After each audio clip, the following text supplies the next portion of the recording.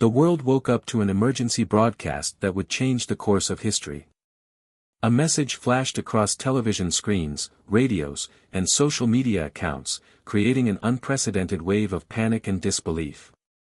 The Mars mission, which had been hailed as humanity's greatest achievement in space exploration, was now a catastrophe in the making. To the citizens of Earth, this is a global emergency. The Mars crew, led by Commander Sarah Mitchell, is stranded on the surface of Mars.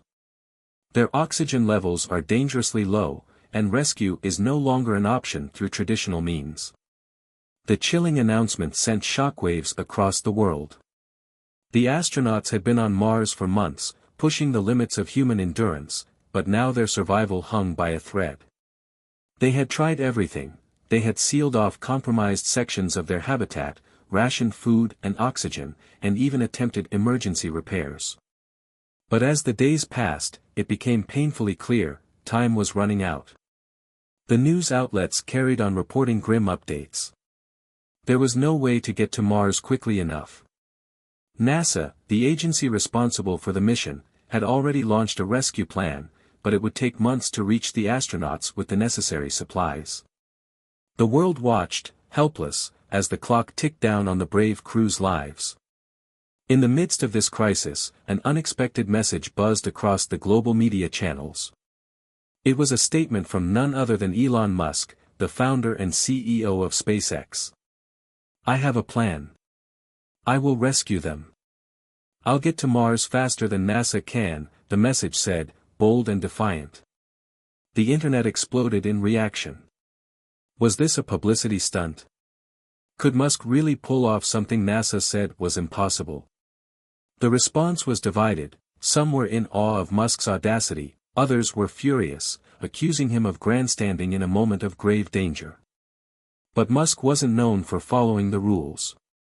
He had been pushing the boundaries of technology in space travel for years, challenging the very establishment that had once written him off as a dreamer. His SpaceX rockets had already revolutionized space travel, making reusable spacecraft a reality. But this? This was something no one had ever dared attempt. News anchors, social media influencers, and even politicians speculated about Musk's bold claim. Some questioned his sanity, others his expertise. This is not the time for reckless ideas. NASA is the only one with the experience and resources to handle such a mission, one expert said in an interview. But Musk wasn't backing down. The tension grew as Musk began working with his SpaceX engineers, outlining a daring plan to launch a rescue mission that could potentially save the astronauts in a matter of weeks, not months. His team of engineers, already on high alert, scrambled to adapt the existing spacecraft design for the mission. There was no time for trial runs, no room for failure. Meanwhile, NASA, now faced with the prospect of private companies entering the space race in such a direct way, went into overdrive. The agency issued statements cautioning against Musk's plans, warning of the dangers involved.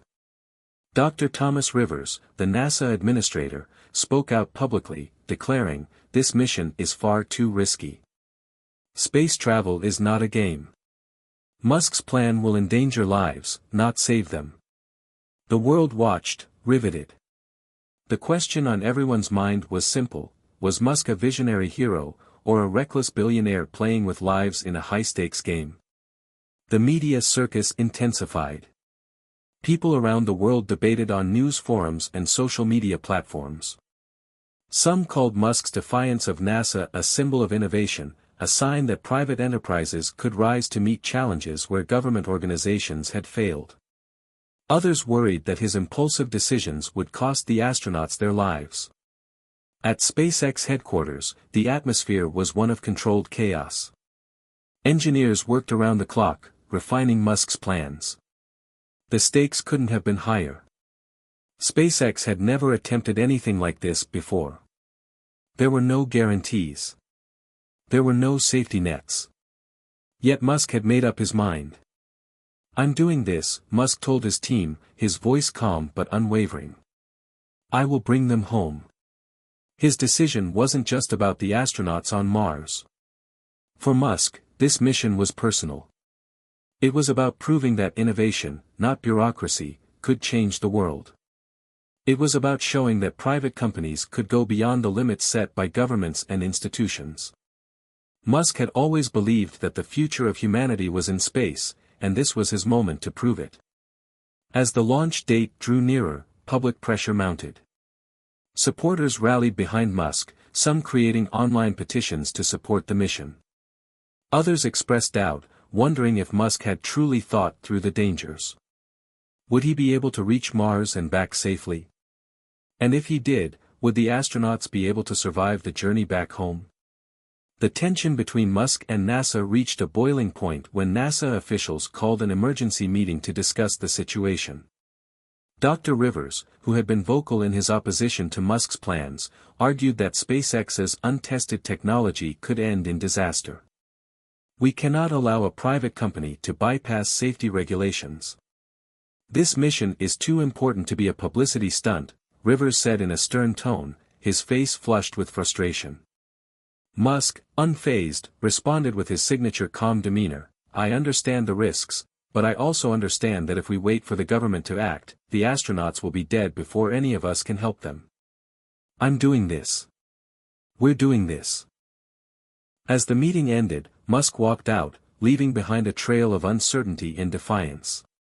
He knew the risks, but he also knew the stakes. He had seen firsthand what fear could do to people's minds. If this worked, he would go down in history as the man who defied the odds and saved humanity's greatest achievement. If it failed, the consequences would be catastrophic, but Musk didn't seem to care. For him, failure wasn't an option. This was bigger than anything NASA had ever attempted. As the media frenzy continued, one thing became abundantly clear: Musk was no longer just a businessman. He was a symbol of rebellion, a living embodiment of Silicon Valley's audacious ambition. The world was holding its breath, waiting to see whether Musk could pull off the impossible. Hit subscribe and leave a comment with where you're watching from. This story might just spark a new beginning. What's one thing that always pushes you forward, even when things get tough? The screen flashed, a reminder that while humanity watched, the real mission was just beginning. The question remained: would Elon Musk be a hero, or would this be the most reckless gamble of his life? Hit subscribe and leave a comment with where you're watching from. This story might just spark a new beginning. What's one thing that always pushes you forward, even when things get tough? Elon Musk's life story was one that seemed like it could have been written by a visionary scriptwriter. Born in Pretoria, South Africa, in 1971, Elon was always a curious child, eager to understand how things worked. By the age of 12, he had already taught himself computer programming and created his first video game, Blaster. His father, Errol, a wealthy electromechanical engineer, encouraged his son's intellectual pursuits but was also a source of constant tension for young Elon. Errol was demanding, and his complex relationship with his son would shape much of Elon's drive in later years. At school, Elon was an outsider. He was awkward and often the target of bullies, who would call him names and push him around. But rather than let this break his spirit, it fueled his desire to prove himself. Musk channeled his energy into books and learning. His obsession with technology and innovation would eventually propel him into one of the most successful and influential careers in modern history. After high school, Elon moved to Canada to attend Queen's University, and later transferred to the University of Pennsylvania in the United States, where he earned degrees in both economics and physics. He was already thinking bigger than most of his peers, envisioning a future where humanity could expand beyond Earth and into the stars. But Musk's ambition wasn't just about personal success, it was about changing the world. And this wasn't just an idealistic dream. Elon was determined to create a new future, one that could reshape the course of history. His mind constantly buzzed with ideas: solar power, space travel, electric cars, and sustainable energy. As he grew older, the world around him seemed unable to keep up with his ideas. It was the beginning of a long-running theme in Musk's life: breaking away from the status quo. In 1995, Musk dropped out of a PhD program at Stanford after just 2 days, deciding that the real opportunities were out in the world. He founded Zip2, an online business directory, with his brother Kimball, and sold it to Compaq for nearly $300 million in 1999.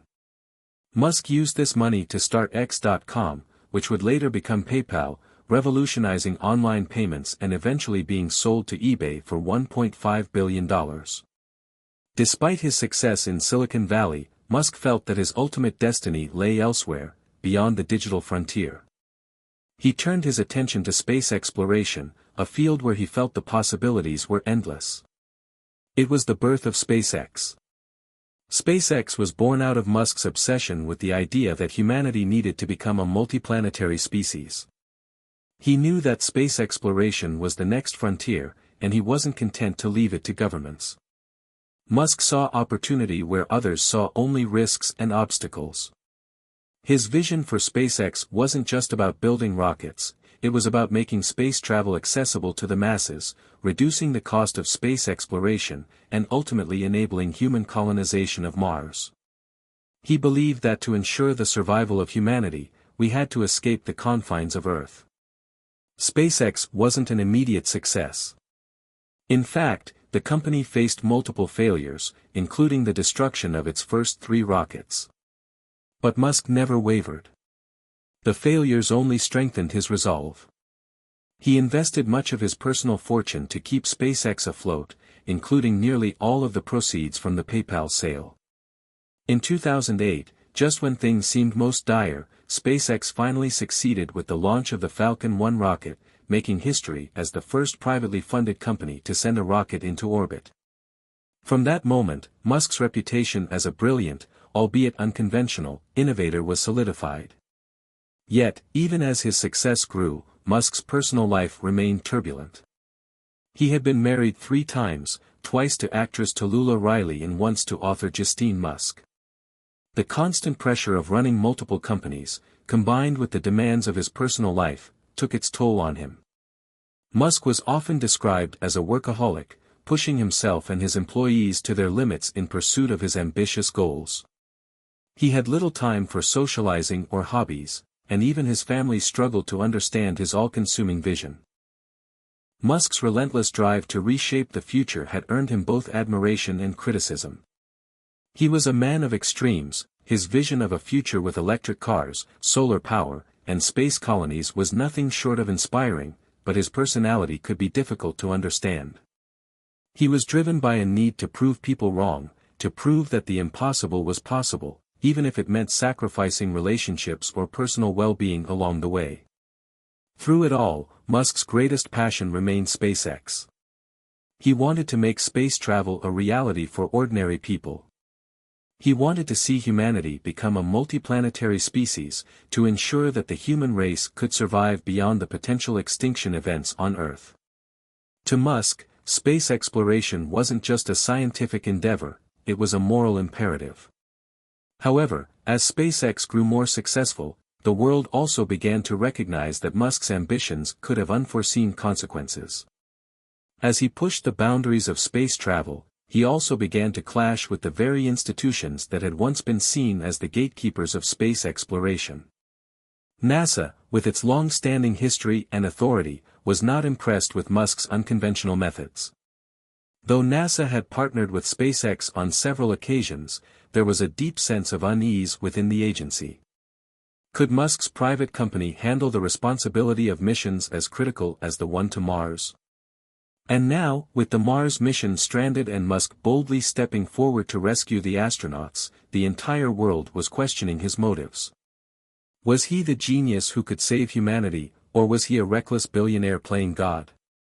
Could his vision of a new future be enough to rescue the astronauts, or was he stepping into territory far too dangerous for even him to navigate? Musk's decision to take on the rescue mission was not just about technology, it was about something deeper. It was about his need to prove that, despite his critics, he could make the impossible happen. This mission would be the ultimate test of his vision, his capability, and his willingness to sacrifice everything for the future he believed in. As the world waited for his next move, one question lingered: was Elon Musk the hero we needed, or had he gone too far this time? The announcement was made. The clock was ticking. Elon Musk had committed himself and his company to what some described as a suicidal mission, rescuing the astronauts stranded on Mars. It was a daring move, one that would test the limits of technology, human endurance, and the very definition of what was possible in space travel. The mission's success or failure could either make Musk a hero or turn him into a cautionary tale. As SpaceX engineers worked feverishly to design a spacecraft capable of carrying out the rescue, the situation on Earth became increasingly tense. The media frenzy surrounding Musk's statement only grew more intense. News outlets, social media platforms, and even television programs devoted hours of coverage to the unfolding drama. Headlines screamed, "Musk defies NASA. Can he really rescue the astronauts?" Public opinion was divided. Supporters rallied behind Musk, calling him a visionary, someone unafraid to take risks and challenge the system. "If anyone can do it, it's Elon," one Twitter user wrote. "Musk has made the impossible possible before, he'll do it again." The hashtag #RescueMars was trending worldwide, with people from all over the globe expressing their hopes for the mission's success. On the other hand, critics lambasted Musk's plan as reckless and dangerous. "This is a publicity stunt," one prominent scientist remarked in an interview. "Musk is playing with people's lives. The risks involved in space travel are unimaginable, and for a private company to step in and take on such a mission is dangerous, especially when NASA has been planning this for years." Many feared Musk's gamble would only make things worse. If he failed, it could jeopardize the lives of the astronauts and set back space exploration for decades. NASA, for its part, was in turmoil. The agency's reputation was on the line. Its leaders were facing a pressure they hadn't encountered in decades. SpaceX's success with the Falcon rockets and its partnership in the International Space Station had already forced NASA to re-evaluate its role in space exploration. But this mission was different. If Musk succeeded, NASA would be forced to reconsider its relevance in future space endeavors. If he failed, it would tarnish the credibility of private space ventures forever. Dr. Thomas Rivers, NASA's administrator, was under intense scrutiny. He had always been a staunch advocate for government-led space exploration, but now he was facing a potential public relations nightmare. He needed to respond, and fast. Rivers called an emergency meeting with his top advisors. The room was tense, with no one daring to break the silence. As Rivers sat at the head of the table, his face was tight with frustration, his mind racing through the possible consequences of Musk's plan. "We can't let this happen," Rivers said, breaking the silence. His voice was steady but edged with an unmistakable sense of urgency. "We cannot allow SpaceX to take on this mission. The risks are too high, and they simply don't have the resources to do this properly." His advisors nodded in agreement, but one voice spoke up, challenging Rivers' perspective. "Sir, I understand the gravity of the situation, but we must consider the possibility that Musk could pull it off," said Dr. Amanda Rios, a senior engineer at NASA. "SpaceX has demonstrated an ability to innovate quickly, and Musk has always defied expectations. If we prevent him from moving forward, it could look like we're standing in the way of a genuine solution. Public perception is crucial right now." Rivers sighed. "This isn't about perception, Amanda. This is about saving lives. We've been working on a mission plan for months, and it's almost ready. Musk is rushing in without understanding the full scope of the dangers." Rios met his gaze. "And what if we can't do it in time? What if the astronauts are beyond saving, and Musk can pull off the impossible?" Rivers knew there was no easy answer. The mission to rescue the Mars crew was complicated, requiring months of preparation and an incredible amount of resources. But Musk's idea of a faster, more nimble rescue had started to gain traction. People were no longer just questioning his motives, they were asking if it was possible that Musk could outpace NASA and save the astronauts before it was too late. Across the globe, as the debate continued to rage, the astronauts themselves remained trapped on Mars, their oxygen supply dwindling and the chances of survival growing slimmer by the day.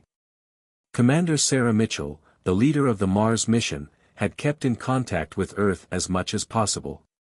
But her communications had become more desperate as time wore on. "We need to know what's going on up there," Mitchell said during one of the last communication attempts. "What are you doing to get us out of here? We're running out of time." Her voice, once calm and confident, now held a tinge of panic. She had been the face of the mission, the one who had stood before cameras with unwavering certainty, assuring the public that everything would go according to plan. Now, she was struggling to maintain that facade as reality set in. The countdown had begun, oxygen was running low, and Mars' cold, inhospitable surface was growing more lethal by the hour. Meanwhile, SpaceX's engineers worked around the clock, tirelessly designing the spacecraft that would be capable of reaching Mars and safely retrieving the astronauts. They faced technical challenges that most would consider insurmountable: how to build a spacecraft capable of surviving the hostile environment of space for an extended period, how to create life support systems that could sustain human life on a rescue mission, and how to ensure that the crew would be able to survive the long journey back to Earth. Musk, ever the perfectionist, had kept a close eye on every detail of the mission. His leadership style was known to be intense, demanding, relentless, and unwavering. His employees worked long hours, but Musk was often right alongside them, pushing them harder, sometimes to their breaking points. At one point, an engineer named Mike, who had been with SpaceX since the beginning, voiced his concerns. "Elon, we're not ready. The design isn't finished, and we're cutting it so close. The astronauts are depending on us. What if something goes wrong? What if we miss our window?" Musk looked up from the schematic in front of him and met Mike's gaze. "Then we fail, Mike. And I'll accept that. But I refuse to wait for another moment. The only way we can be sure is by acting now." For Musk, failure wasn't a possibility, at least, not one he was willing to entertain. Failure meant the loss of human life, the end of a dream he had nurtured for years, and the crushing reality that he could not deliver on his promise. There was no room for mistakes, no time for second-guessing. He knew this mission was a gamble, but it was one that had to be taken. The countdown was already underway. As the rescue mission continued to take shape, it was clear, nothing would stop Elon Musk. He was determined to defy NASA, defy the odds, and rescue the astronauts stranded on Mars, even if it meant risking everything. As the days blurred together, the engineers at SpaceX worked tirelessly to prepare the spacecraft for the daring Mars rescue mission. The design was ambitious, perhaps more so than anything they had ever undertaken before. The new spacecraft, named Stellar Hope, had to meet several impossible criteria. It had to be capable of launching with minimal fuel, withstand the extreme temperatures of space, and carry enough life support to sustain the astronauts for the long journey back to Earth. It had to be fast, efficient, and functional under the most difficult of circumstances. Musk himself had invested not only his resources but his personal resolve into the mission. There were moments when the pressure seemed unbearable. After weeks of sleepless nights and mounting setbacks, some of his top engineers came to him with bad news. "Elon, the life support systems aren't up to spec," said Sarah, one of SpaceX's lead engineers, her voice steady but tinged with concern. "We're not sure we can make it sustainable for the entire crew, and the fuel calculations are barely within acceptable margins." Musk's jaw tightened. The smallest issue in a mission of this magnitude could lead to catastrophic failure. "What's the alternative?" he asked, voice cold and firm. Sarah hesitated. "There isn't one, Elon. If we can't guarantee that the life support will hold up for the journey, then we have to pull the plug. I'm sorry, but the risk is just too great." Musk stood up, pacing the room. The weight of the situation hung heavily on his shoulders. He knew that every decision he made would echo in the history books, whether they would remember him as a hero or a fool. The stakes were higher than they had ever been, but Musk had already made up his mind. "We're going to make it work," he declared with certainty. "I don't care what it takes, get the engineers back to work. We don't have time to second-guess ourselves." Behind him, the engineers exchanged wary glances. They knew Musk's determination was unshakable. If they were going to continue, they would need to push beyond the limits of their imagination, even if it meant working with half-finished designs and untested technologies. As the team got back to work, Musk retreated to his private office. His phone rang, a call he had been dreading. It was Dr. Thomas Rivers from NASA. "Elon," Rivers' voice was calm but stern, "we need to talk." Musk sighed, knowing what was coming.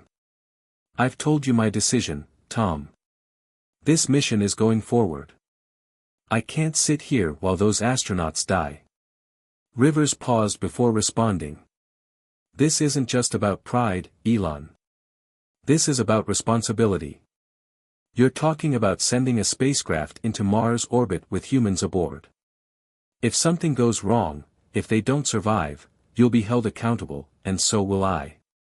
Do you really understand what you're risking?" Musk took a breath, his voice more measured now. "I understand. I'm taking on the responsibility, Tom. I've never been one to shy away from it. But I have to act. Waiting around is a gamble with no reward. If we don't do this now, we lose everything." Rivers was quiet for a long moment, as if weighing Musk's words.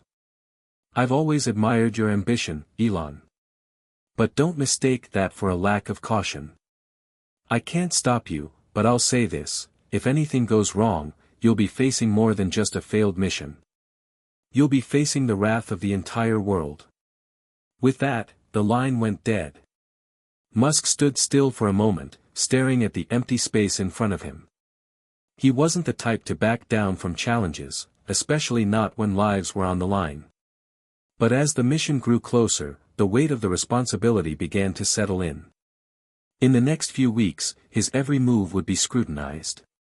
If he succeeded, he would be hailed as a hero.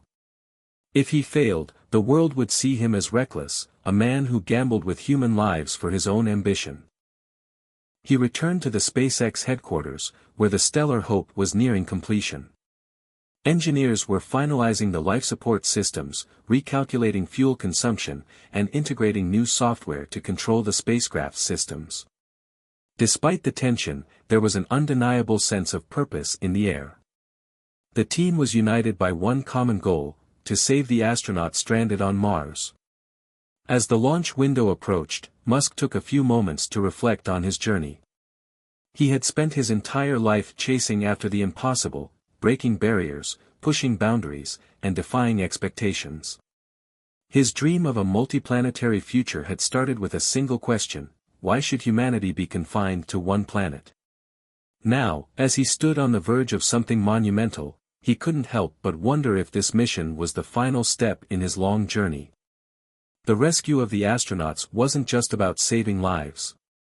It was about proving that space exploration could be more than just a pipe dream. It could be humanity's future. The spacecraft was ready. The Stellar Hope sat on the launch pad, its sleek design gleaming in the early morning light. It was time to go. The world was watching. Musk entered the control room, his heart pounding in his chest. He was used to pressure, but this was different.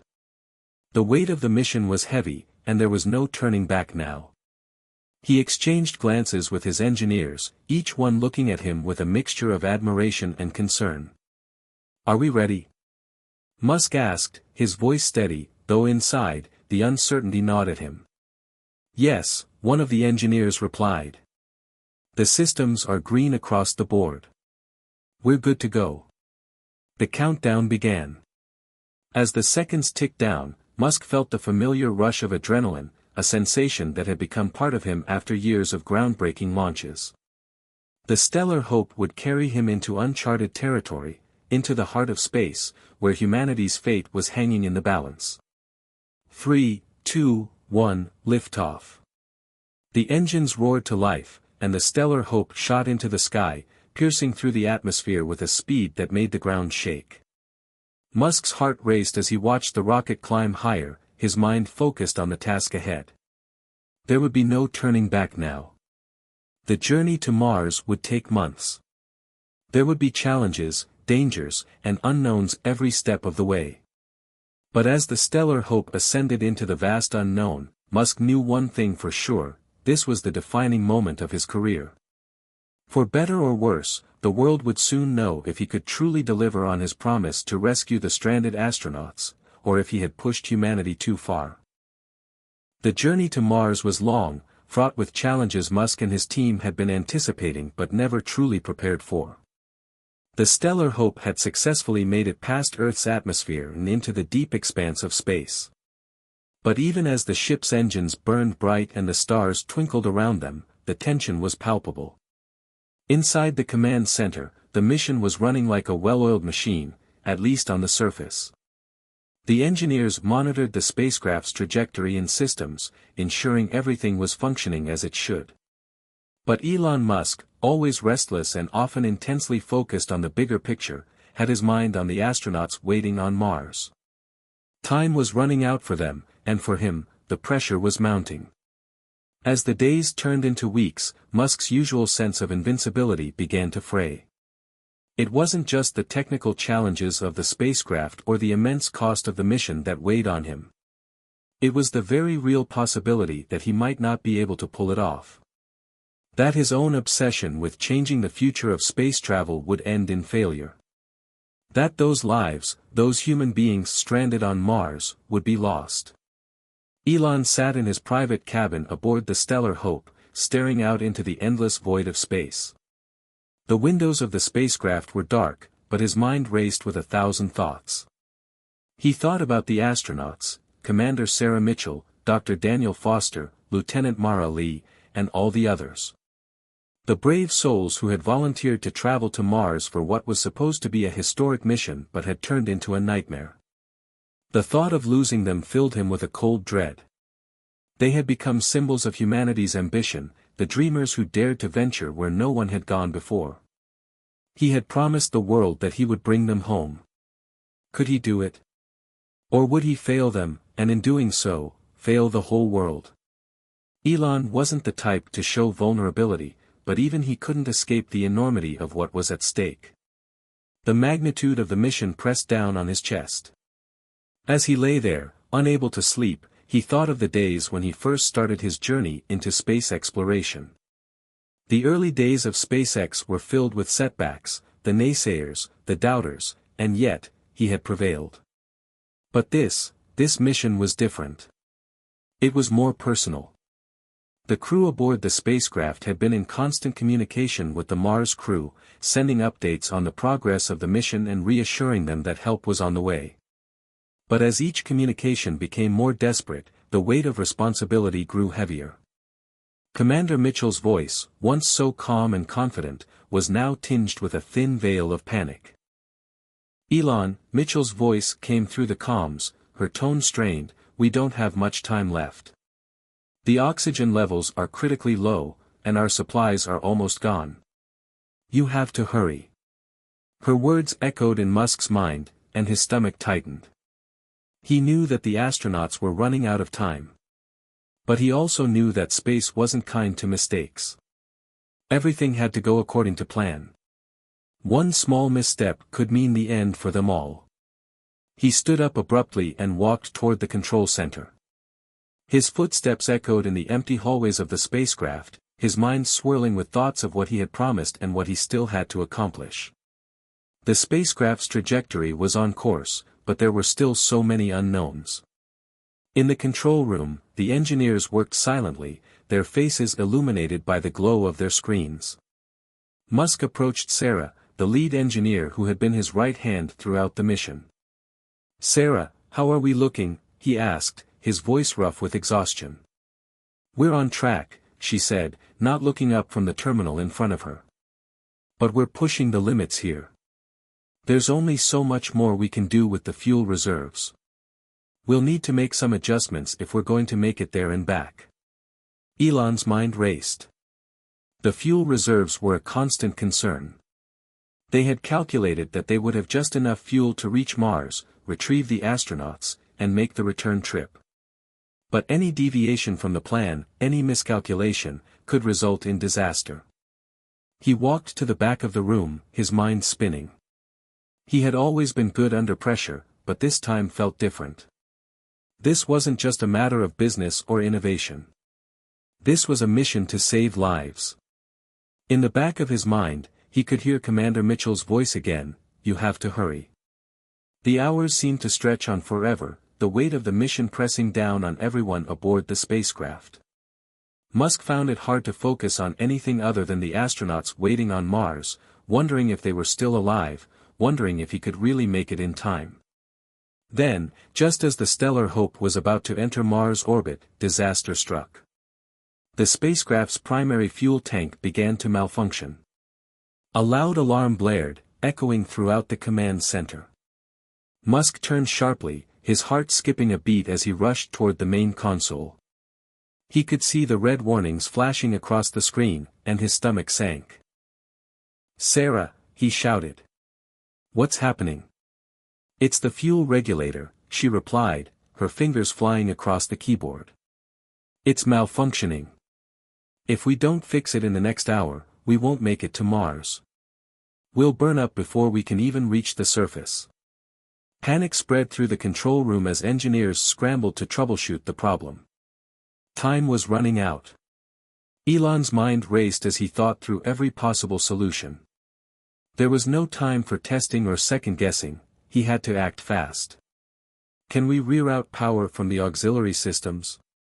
Musk asked, his voice steady despite the urgency of the situation. "We're already running on minimal power," Sarah said.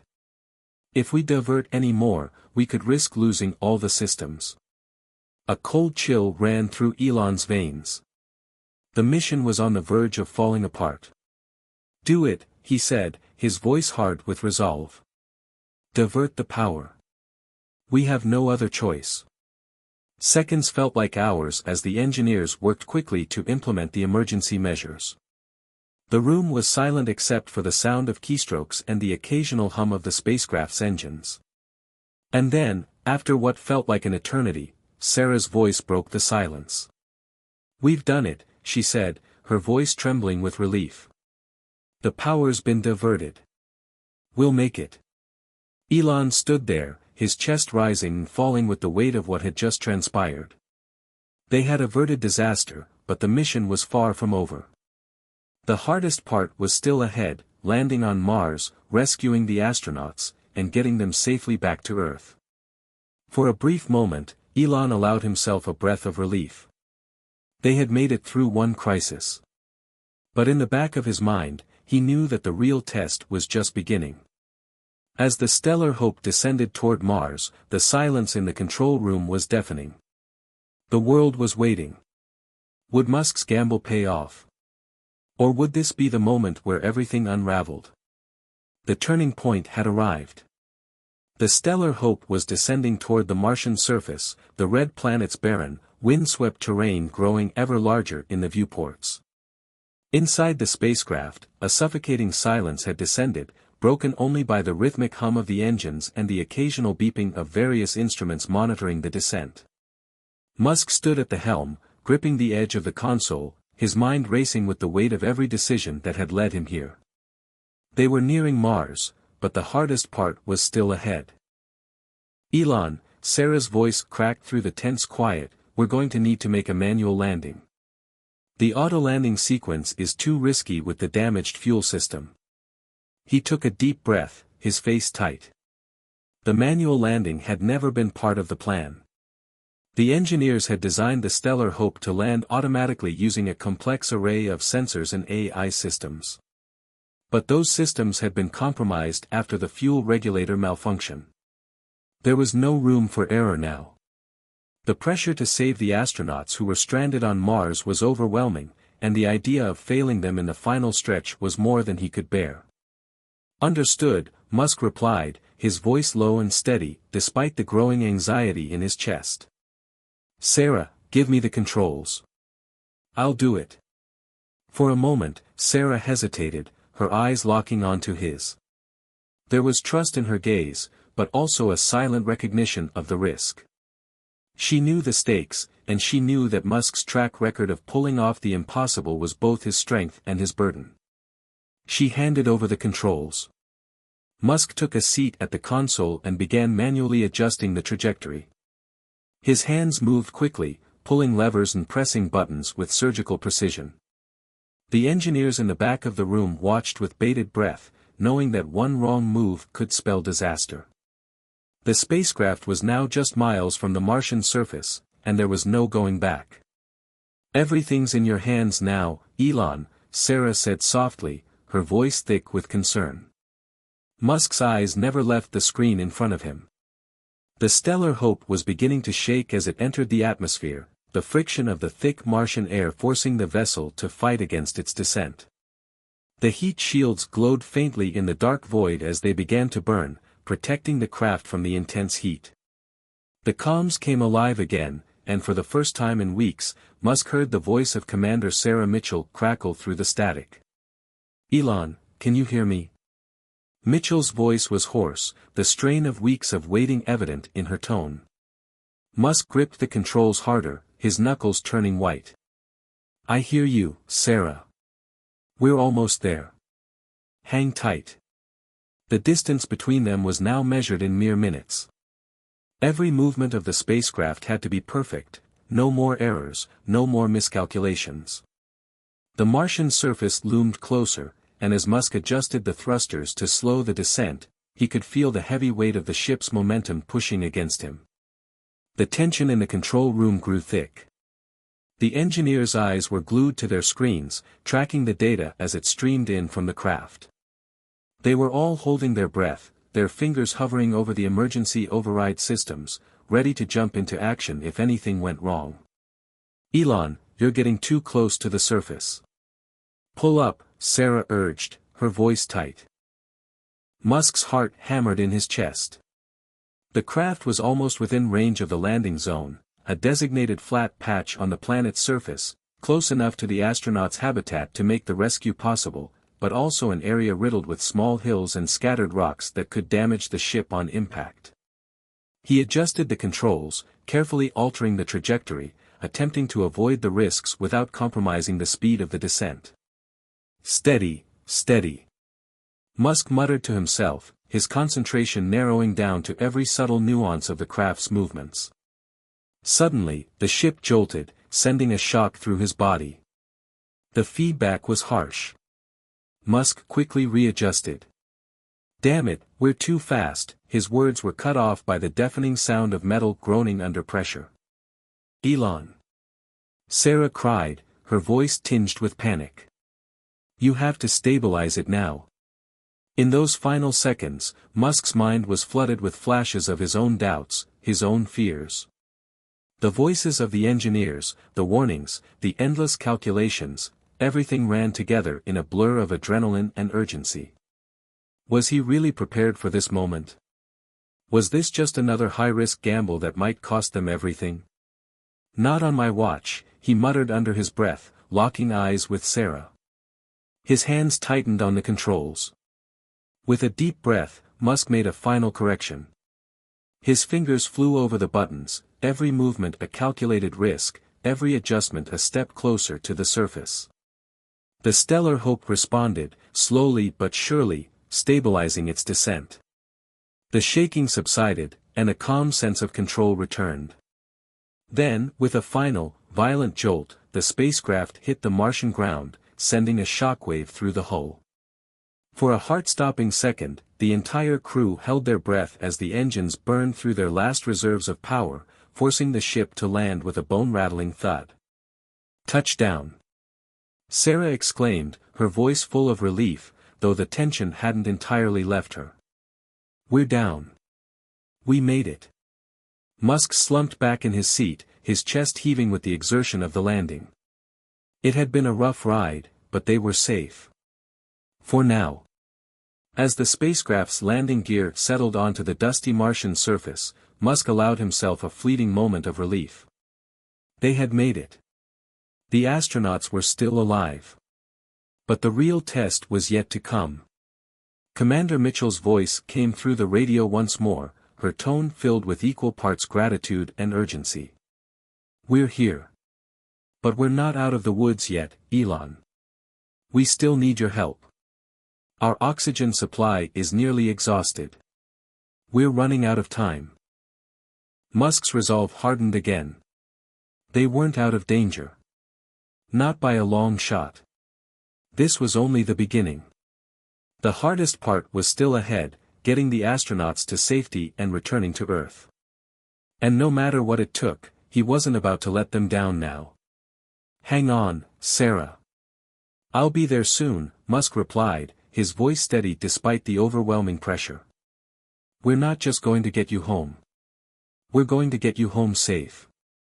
The rescue had only just begun. The Stellar Hope sat on the Martian surface, its engines cooling down after a harrowing descent. A strange stillness enveloped the ship as Musk looked out the viewport at the barren, red expanse of Mars. He could almost feel the weight of the world pressing down on him. Thousands of people were watching, expecting him to pull off a miracle. But for the crew of the Stellar Hope and the astronauts on Mars, this was no longer a mission, it was a race against time. Sarah, the lead engineer, was already coordinating the next phase of the rescue. Musk turned his attention back to the console, where the landing zone was plotted on a map of Mars. It was a good landing site, close to the stranded astronauts' base, but the terrain was anything but forgiving. The landscape was littered with rocks and dust storms, and the risk of collision or damage to the lander was high. The decision ahead was critical. "We're going to have to do a manual extraction," Musk said, his voice cold and decisive. "There's no way the rover will make it through this terrain without getting stuck. We'll have to go on foot." Sarah nodded grimly, the tension in the control room palpable. "We'll need to make sure the suit systems are fully operational. The radiation levels are higher here than expected, and the dust storms aren't helping." Musk's mind raced. Every second counted. They had only a limited amount of time before the astronauts' oxygen supply would run out. The Stellar Hope wasn't designed to remain on Mars for long, especially not with the reduced fuel levels. He glanced at the team, all of them working with the precision of professionals who knew that failure was not an option. "Sarah, I want you to stay here and monitor the systems. Keep an eye on the oxygen levels and communications," Musk ordered, before turning to another engineer. "Carlos, you're with me. We're going to get them." Carlos, a young and sharp engineer who had been with Musk through multiple SpaceX projects, looked up, his face determined. "I'm ready," he said. Musk nodded. "All right, let's suit up and get moving." The two of them made their way to the airlock, the sound of their boots echoing in the silence of the ship. As they sealed themselves into the EVA, extravehicular activity, suits, Musk couldn't help but feel the weight of the moment. The helmets locked into place, and the world outside the spacecraft became a muted, red-hued blur. He could barely hear Carlos as they double-checked the seals, but he knew that their chances of success depended entirely on their ability to think clearly under pressure. The airlock opened, and the cold vacuum of space greeted them as they stepped out onto the Martian soil. The gravity here was less than that of Earth, and Musk could feel his movement slightly unsteady as they made their way toward the rover. The wind kicked up tiny dust storms, swirling around them like a blanket of red sand. "This is it," Musk said, his voice distorted by the radio in his helmet. "We've got to get there fast. The clock is ticking." The rover was parked a few hundred meters from the landing site, and they set off toward it, the gravity of Mars allowing them to cover more ground than they would have on Earth. But the landscape was unpredictable, sharp rocks, uneven terrain, and the ever-present threat of dust storms made every step feel like a calculated risk. Musk's mind worked quickly, processing every obstacle in their path. As they reached the rover, Musk's hand was already on the hatch, ready to start it up. But before he could do so, he received an urgent transmission from Commander Mitchell. "Elon, we've encountered a problem," Mitchell's voice crackled over the comms. "We're trying to make it to the secondary habitat module, but the oxygen systems are failing."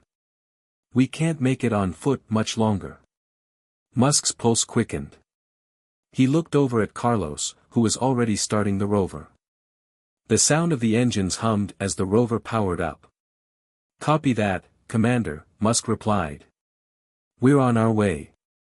Hold tight. We'll be there as fast as we can." The rover lurched forward, and the harsh Martian landscape rushed past them.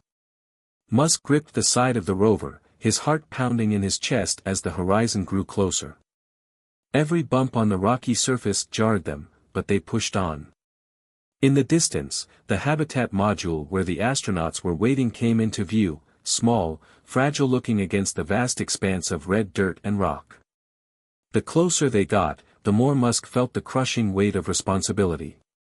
This wasn't just a rescue mission, it was the moment that could change everything. If they succeeded, they would rewrite history. If they failed, there would be no coming back. Not for them, and not for the legacy of SpaceX. As they neared the habitat, the first signs of life appeared, movement in the distance. Through the thick dust, Musk saw the shape of astronauts, waving their arms. Relief washed over him, but it was fleeting. The mission wasn't over yet. They still had to get everyone back to the Stellar Hope. The rover slid to a stop with a jolt, and Musk quickly jumped out, making his way toward Commander Mitchell. She was standing at the entrance to the module, visibly exhausted, but the look of relief on her face said it all. They were alive. "Thank God you made it," Mitchell said, her voice cracking. We thought we were done for." Musk nodded, his helmet reflecting the dust-choked air around them. "We're not done yet. We need to get you back to the Stellar Hope, and fast. The oxygen's running low, and we can't afford to waste any more time." Mitchell gave him a tight-lipped smile. "Lead the way." Musk motioned for the team to board the rover, and with a few quick orders, they were back on the road, racing toward the landing site. The dust storms were intensifying, and the wind howled through the landscape, forcing them to keep their heads down and their speed up. The Stellar Hope was within sight now, just a few kilometers away, but the path was treacherous. With each bump and turn, Musk's grip on the rover tightened. The clock was ticking, and he could feel the sweat running down his back despite the suit's cooling system. Back on the spacecraft, Sarah was watching the monitors, tracking their progress. Every second felt like a year as the countdown to the astronauts' oxygen failure continued. "We can make it," Musk muttered to himself, his eyes fixed ahead. "We're getting them back." But as the rover barreled toward the landing site, an unexpected tremor shook the ground beneath them. "Hold on!" Musk shouted. The shaking intensified as the ground beneath them began to split open. Rocks tumbled from a nearby ridge, and the rover lurched violently. Musk's heart dropped into his stomach. They were about to hit a cliff. He slammed the emergency brakes, but it was too late. The vehicle lurched forward, and the world around them exploded into chaos. The world around Musk seemed to slow as the rover teetered on the edge of the sudden crevice that had appeared beneath them. The ground trembled, and for a split second, everything was silent, as if the universe itself had drawn a breath and was holding it in anticipation. Then, the deafening crash. Musk's heart skipped a beat as the rover lurched forward, its wheels losing traction. He could feel the vibrations reverberating through his bones as the entire vehicle tipped dangerously toward the open chasm. Dust and rocks flew into the air, swirling in an eerie, Martian dance. "Hold on!" Musk shouted, gripping the edge of the rover's seat as if his life depended on it. The entire vehicle seemed to hang in midair for a moment, the horizon spinning in a sickening blur. Musk's eyes widened as he saw the ground beneath them give way. A deep, gaping rift in the Martian surface had opened up. The rover was teetering on the edge of a steep cliff, its wheels dangling just inches from falling into the abyss below. "Everybody, brace for impact!" Carlos yelled, his voice full of panic, though his hands were desperately trying to maintain control of the rover. But there was no time to act. The force of gravity seemed to accelerate faster than their reflexes. With a sickening screech, the rover tipped sideways. Musk's body slammed against the side of the vehicle as it rolled, everything around him spinning out of control. His helmet cracked against the console with a harsh thud. The impact sent an intense jolt through his body, the pain radiating through his limbs. His vision blurred momentarily. For a moment, he thought they were done for. They had come so far, only to meet this unforeseen disaster. But they were still alive. He could hear the others coughing, the sound muffled through their suits, but everyone seemed to be conscious. That was something. Is everyone all right? Musk's voice crackled through the comms as he fought to steady himself. His suit felt tight, uncomfortable, but he pushed past the discomfort. There was no time to think about it. They needed to move. Carlos groaned. I think we're okay, but the rover's stuck. We need to get out of here, fast. Musk could feel the intense pressure building in his chest, but he didn't let it overwhelm him. He wasn't about to let the whole mission fall apart now, not when they were so close. We're getting out of here, Musk said firmly, pushing himself into a sitting position. Everyone, out. Now. The team scrambled out of the wreckage, shaking the dust off their suits. As Musk stumbled to his feet, he looked out at the landscape surrounding them, nothing but red dust, jagged rocks, and the growing storm clouds that could spell their doom. The crevice beneath them yawned, an endless drop into an unknown depth. It was a miracle they had stopped in time, but the danger wasn't over. Far from it. He could feel the weight of the mission pressing down on him again. They couldn't afford to be stuck here. They were so close to the stellar hope, but this sudden, unforeseen obstacle had thrown everything into chaos. The rover was no longer an option. And with the oxygen supply running low, they didn't have the luxury of time. Sarah, are you there? Musk's voice came through the comms, the static buzz in his ear feeling all too real. We're here, Elon, Sarah's voice crackled back. What's going on? You were supposed to be back by now. Musk swallowed hard, trying to steady his nerves. We've encountered an obstacle. The rover's down, and we've lost our way. We're about 2 kilometers from the landing site, but there's a crevice in our path. We can't use the rover. We need a new plan. Are you all okay? Sarah asked, her voice laced with concern. We're fine for now, but we don't have much time. The storm's closing in, and the oxygen's almost gone.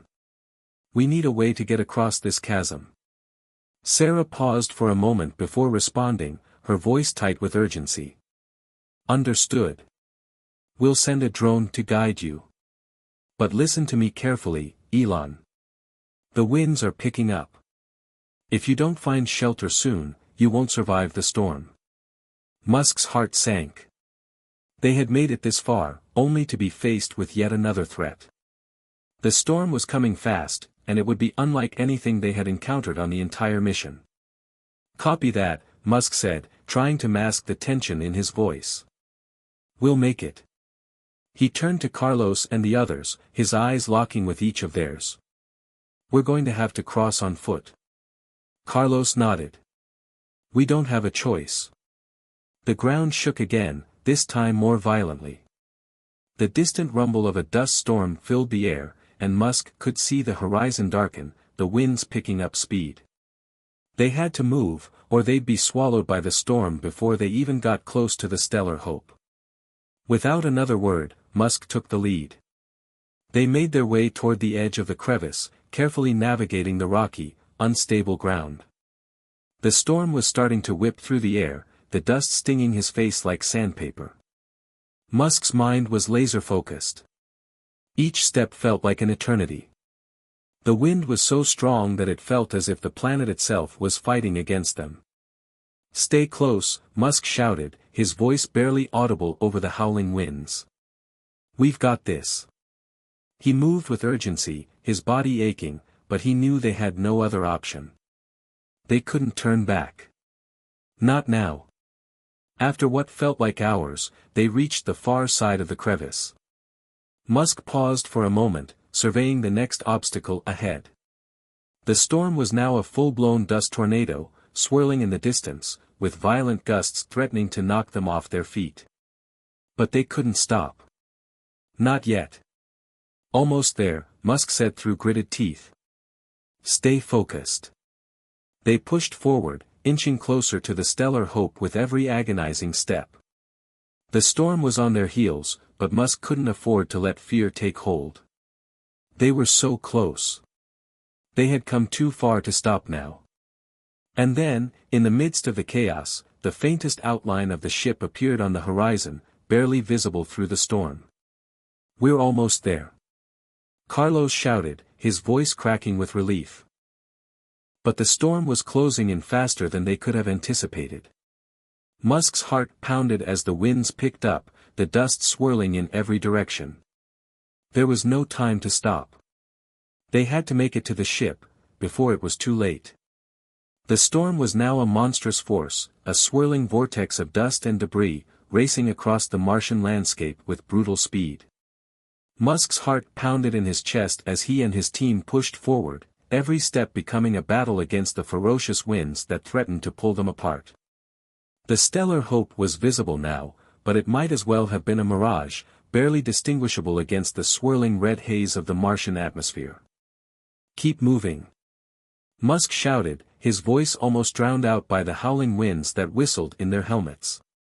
The roar of the storm was deafening, the dust scraping at their suits like sandpaper. They could barely see 5 feet ahead of them, and the ground beneath their boots had become treacherous. With every step, it felt like the storm was trying to tear them from the earth itself. The force of the wind nearly knocked Carlos to the ground, and Musk had to grab his teammate by the shoulder to steady him. Carlos, you good? Musk asked, his eyes scanning the horizon for any sign of progress. Yeah, just struggling to stay on my feet, Carlos replied, his voice muffled by the comms. This storm's like nothing I've ever felt before. Musk didn't need to say anything. They were all feeling it, the oppressive weight of the storm, the suffocating dust, the knowledge that they were running out of time. The oxygen levels were low, and with every passing minute, their chances of survival became slimmer. The wind howled louder, and the dust swirled thicker.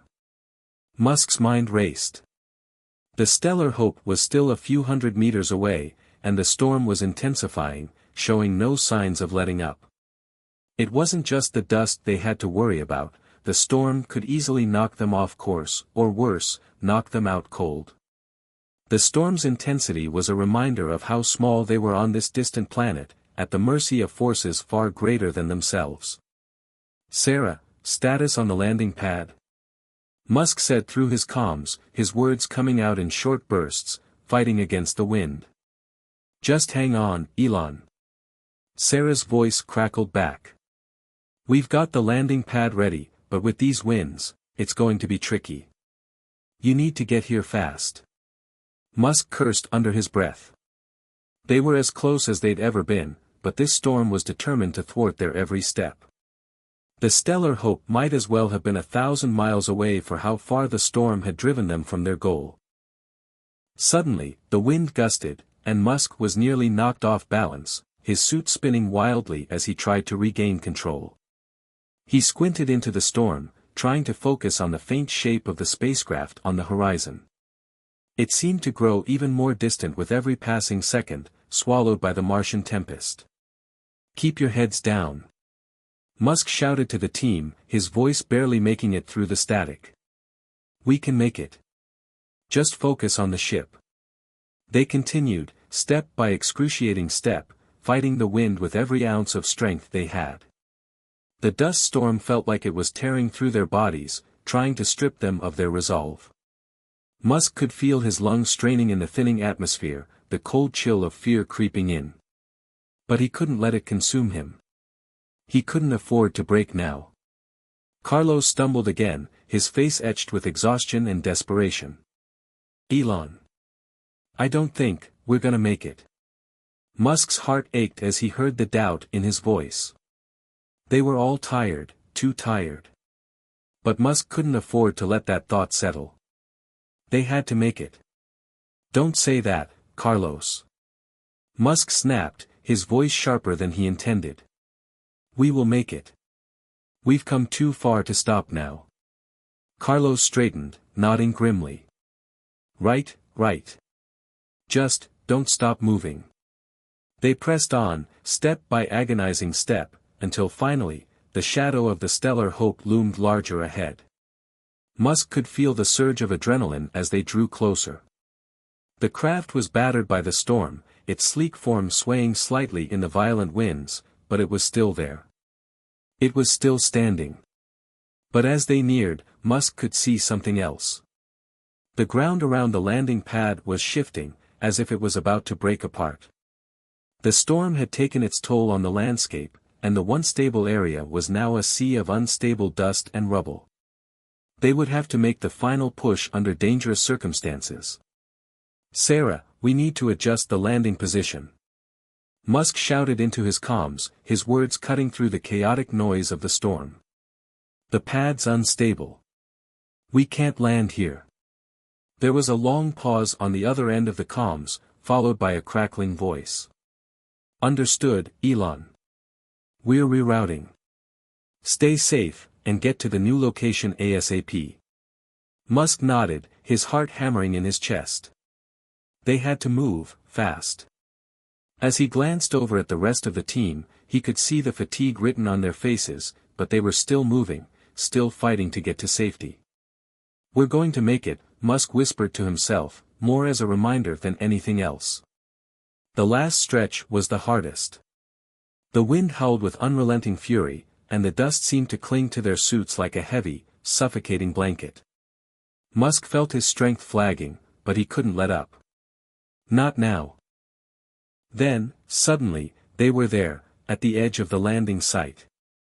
The stellar hope was towering above them, a beacon of hope in the midst of chaos. They had done it. They had made it to safety. But just as they approached the ship, the storm hit its peak. A violent gust of wind knocked Musk to his knees, his suit scraping against the hard, rocky ground. His breath came in ragged gasps as he scrambled to get back up. But then, from behind him, he heard a familiar voice. Elon, move. It was Carlos, pulling him by the arm, dragging him toward the ship. Musk stumbled, but he forced himself to run. With every step, the stellar hope drew closer, its massive frame standing as a testament to everything they had fought for. The final door slid open just as the storm reached its most ferocious.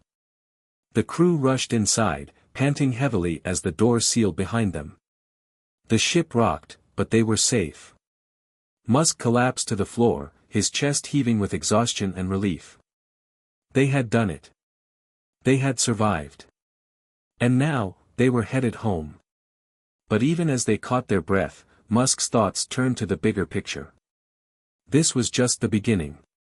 They had defied the odds, but there was still so much to do. The storm may have been beaten, but the challenges of space exploration would continue to push them to their limits. And Musk was ready. The interior of the Stellar Hope was a stark contrast to the chaos that had unfolded outside. The cabin hummed with the familiar, reassuring sound of life support systems, and the dim lights flickered in rhythm with the low, constant buzz of machinery. Musk, though exhausted, sat in the cockpit, staring out at the Martian horizon through the small viewports. The storm outside raged on, but they were safe now, secure inside the ship. The adrenaline was slowly wearing off, and with it, the realization of what they had just endured started to sink in. Musk closed his eyes for a moment, rubbing his face as he thought back on the past few days. It felt like a blur. The moments of near death, the fractured hope, the uncertainty, all of it seemed to pass in an instant, but the weight of it remained. Elon, you all right? Sarah's voice came through his comms, gentle and cautious. He opened his eyes and nodded, even though she couldn't see him. I'm fine. Just, taking it all in. He could hear Sarah sigh with relief. I thought we lost you out there. The storm was insane, and the way you guys were barely making it through, it was too close. Yeah, we were lucky, Musk said quietly. He wasn't a fan of talking about luck. Everything had come down to timing and perseverance, not fate.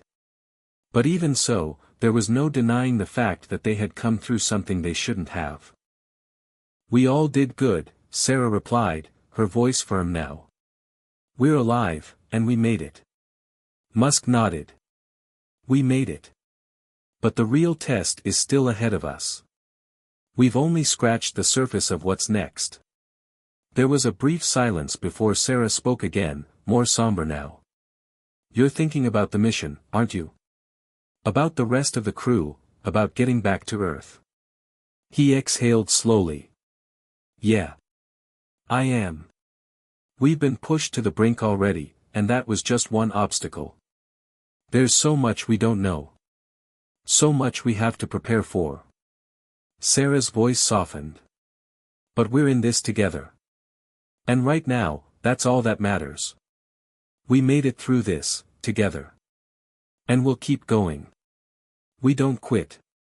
Musk felt a flicker of something, hope, perhaps. It was the first spark of optimism he had felt since the storm had hit. He knew Sarah was right. The team had pulled together in the face of overwhelming odds. They had supported each other when things looked impossible.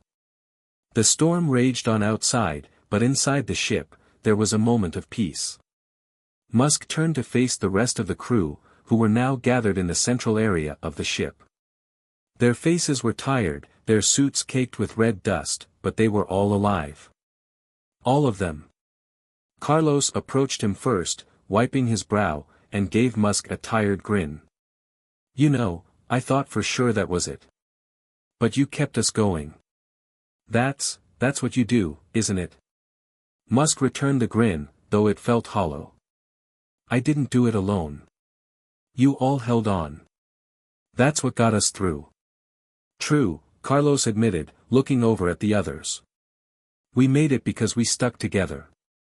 Just like you said." Sarah, now standing beside Carlos, added, "The real question is, what happens now?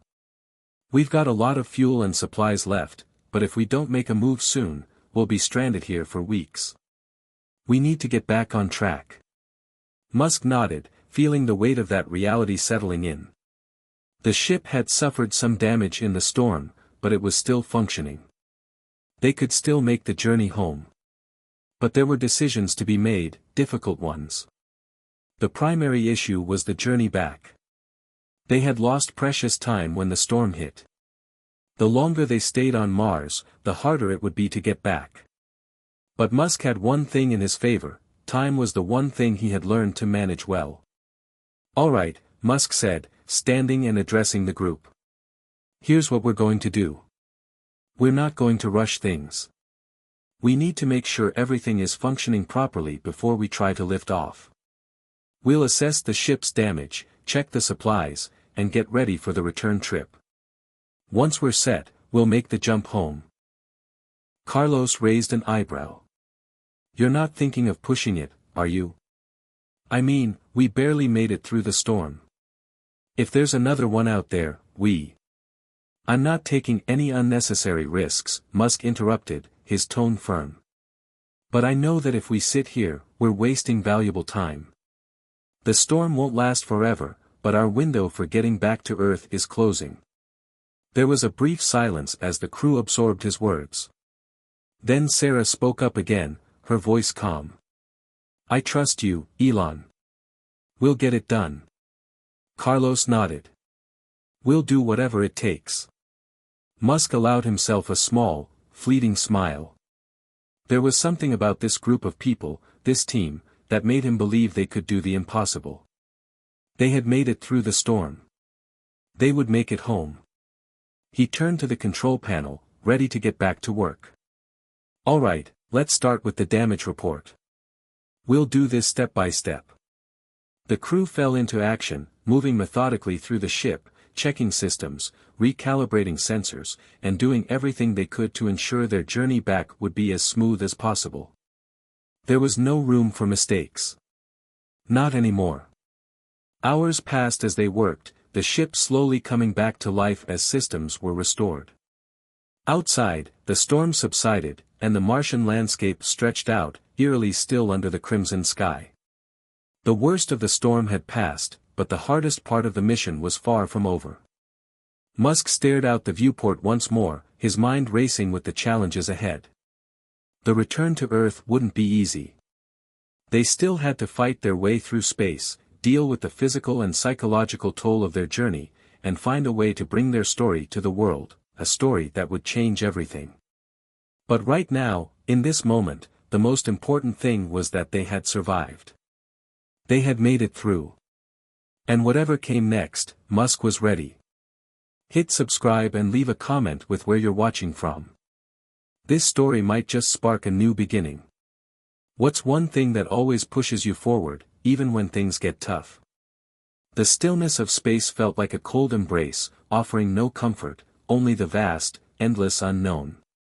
The stellar Hope was now in orbit, leaving the dusty red surface of Mars behind. As the ship gained speed, it began its long journey back toward Earth. Musk sat alone in the cockpit, eyes fixed on the screen in front of him. The rest of the crew was busy with various tasks, preparing for the long voyage ahead, but his mind was elsewhere. He couldn't shake the overwhelming sense of responsibility that weighed on him. This mission had started as an ambitious venture, a step toward pushing humanity beyond its terrestrial boundaries. But now, after the storm, after everything they'd been through, the purpose of the mission felt different. It was no longer just about exploration. It was about survival. It was about the people who trusted him, who relied on him to get them home. Elon, we're in the clear, Sarah's voice crackled through his comms, interrupting his thoughts. The engine's running smooth. We've got a long flight ahead, but everything's looking good.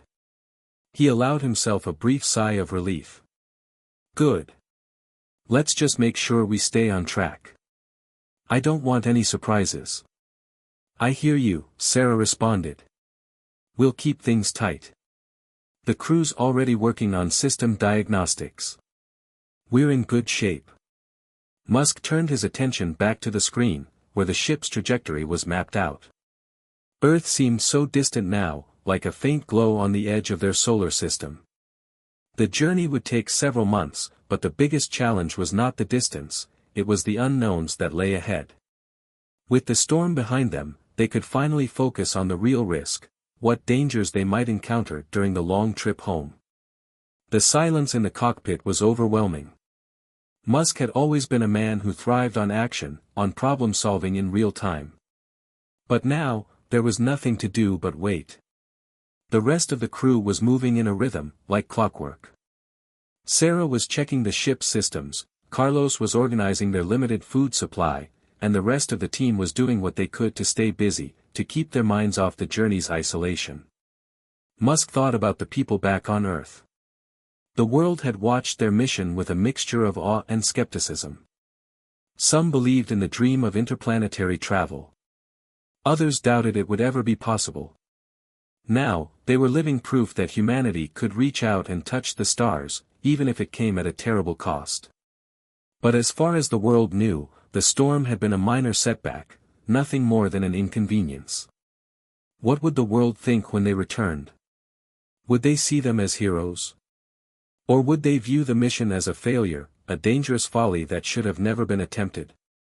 Everything okay, Elon? Carlos's voice broke through the thoughts. Musk looked up and saw Carlos standing in the doorway to the cockpit. Yeah, just thinking. You. Carlos leaned against the frame of the door, a tired smile on his face. Same. The whole "we survived Mars" thing still feels unreal, you know. But we're heading home. That's what matters now. Musk nodded, though the weight of their survival was still heavy in his chest. Home. That's the plan. I was thinking, Carlos continued, when we get back, they're going to want to know everything. The storm, the struggles, the heroics, but we'll be lucky if we get back at all, right? Musk smiled slightly. We'll make it. We have to. Carlos gave him a look, as if measuring the weight of Musk's words. That's the spirit. But we both know that the real hero is the team. Not just you. It's all of us. We all kept each other going. Musk's eyes met Carlos's, and for a moment, there was no pressure, no grand mission, just two people, living through an extraordinary experience. Yeah, Musk agreed, his voice softer than usual. We did it together. They both turned their attention to the control panel, where the ship's trajectory was still on course, its path taking them farther from Mars and closer to Earth. But no one spoke for several moments. It was as though the crew had finally begun to come to terms with what they had been through and what lay ahead. Eventually, Sarah's voice came through the comms again. Elon, I think you should come to the main deck. We need to talk. He stood, stretching his legs as he made his way out of the cockpit and into the main area of the ship. The crew was gathered around the central console, looking at the screen in front of them with concern etched across their faces. What's going on? Musk asked, his voice low. Sarah looked up, her eyes tired but sharp. It's the communications relay. We've been trying to get a message out to Earth, but there's a problem with the frequency. It's not a huge issue, but it could delay our transmission. We might not be able to send a message until we're closer to Earth. Musk's mind raced. They had to update mission control. They had to inform the world that they were alive, that they had survived. How much of a delay? Could be days. Maybe longer, Sarah replied. The solar winds are messing with the signals. We'll need to wait for better conditions to send anything back. Musk's thoughts briefly drifted back to the outside world. The public needed to know they were safe. The people who had watched their every move, the ones who had rallied behind the mission, he couldn't leave them in the dark for too long.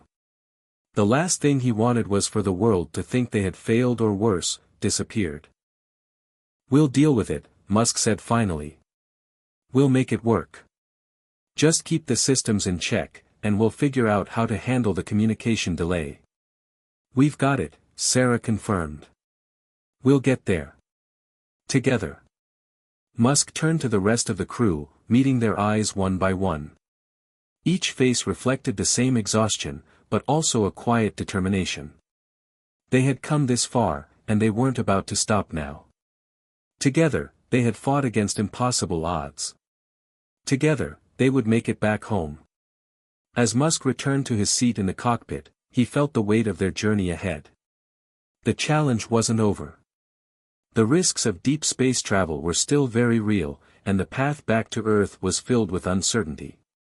But one thing was certain, they had survived the worst of it. And as long as they held on to each other, there was nothing they couldn't face. The ship glided through the cold emptiness of space, the stars shining like distant beacons of hope. Musk gazed out into the infinite abyss, and for the first time in a long while, he allowed himself to hope. They were going home.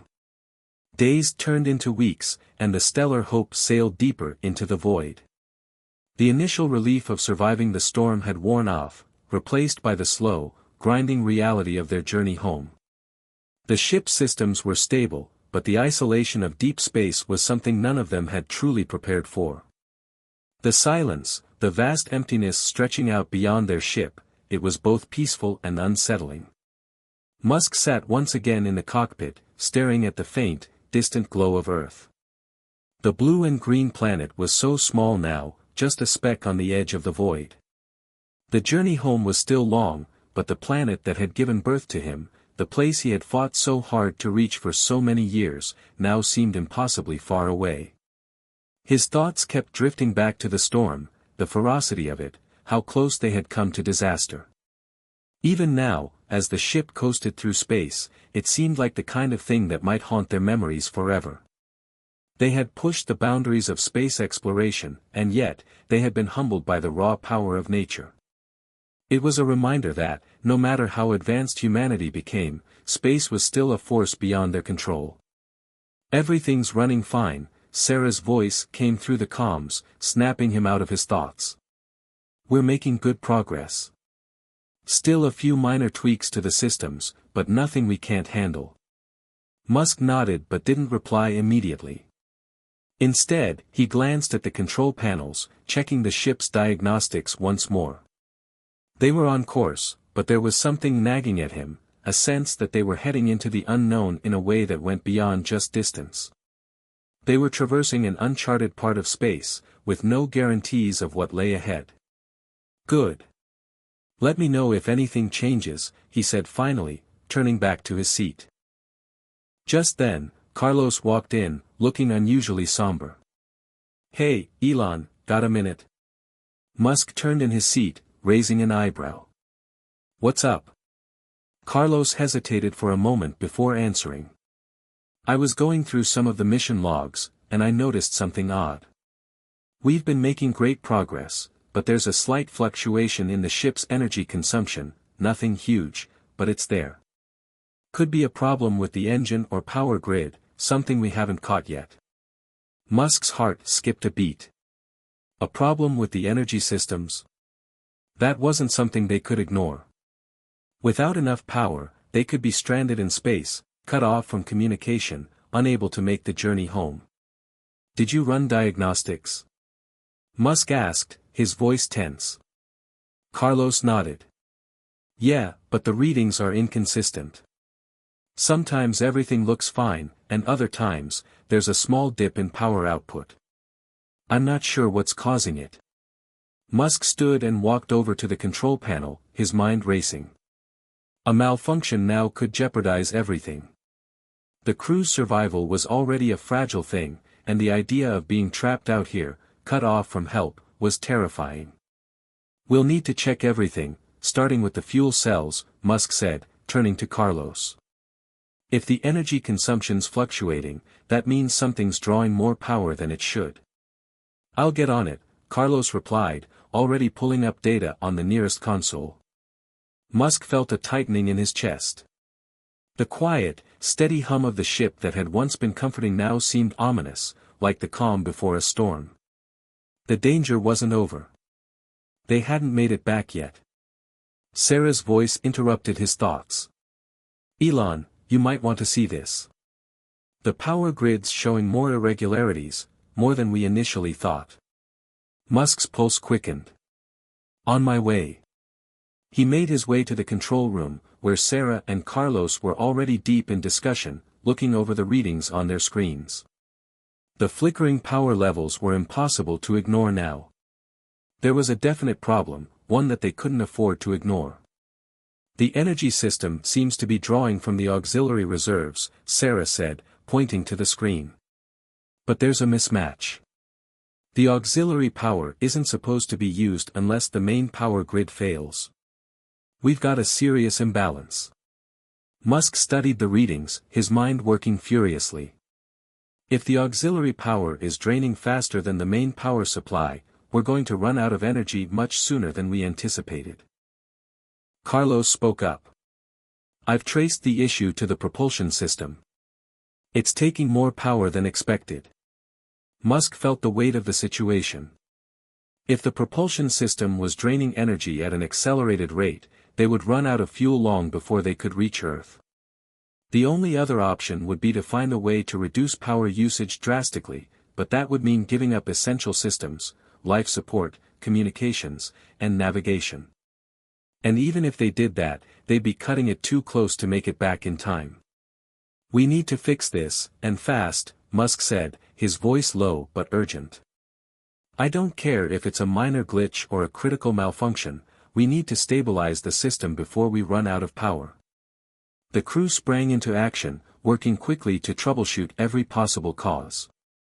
Musk's mind was focused, running through scenarios and trying to find a solution.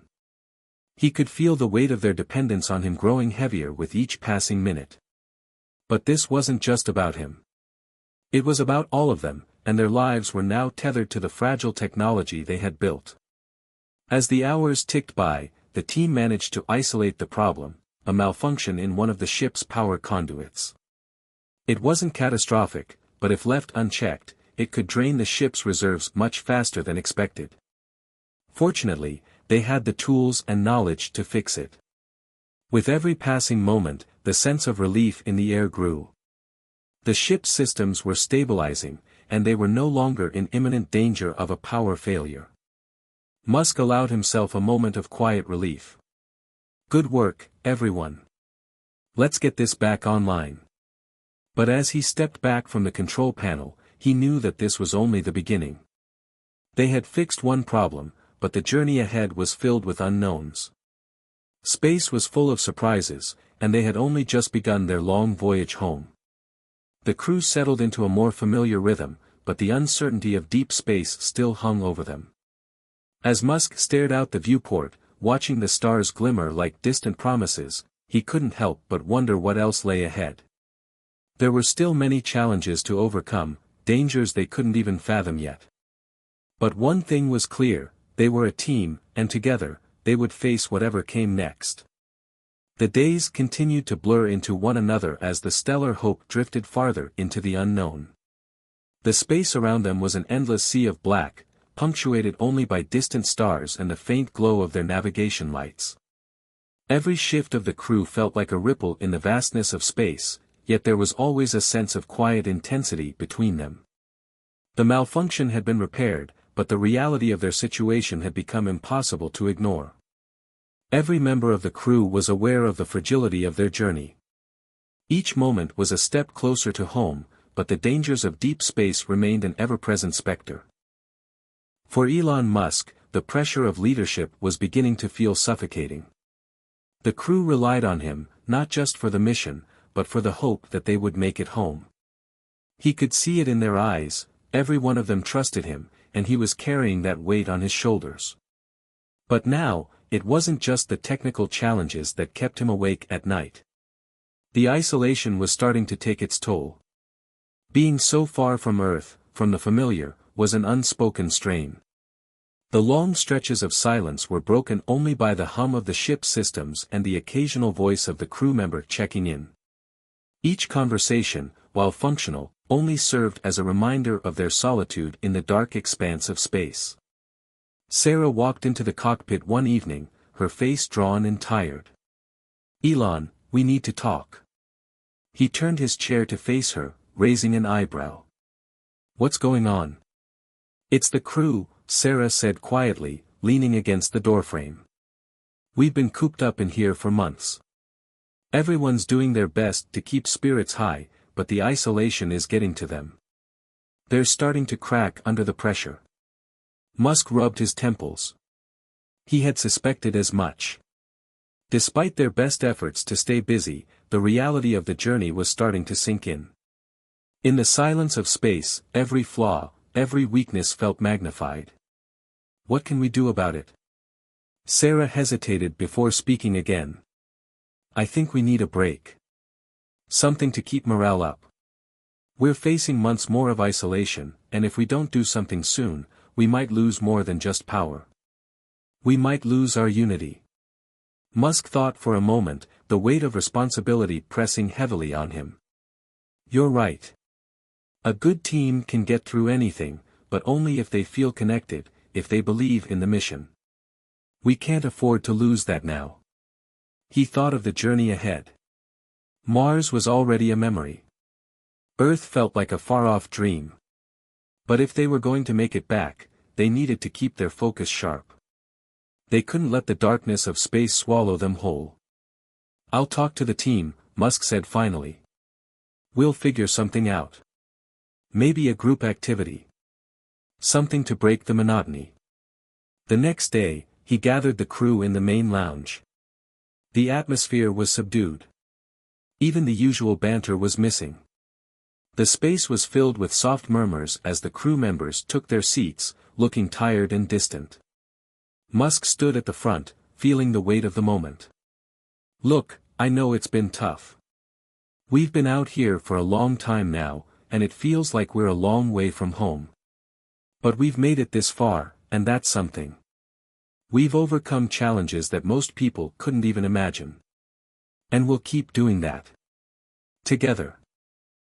He paused, letting the silence hang for a moment.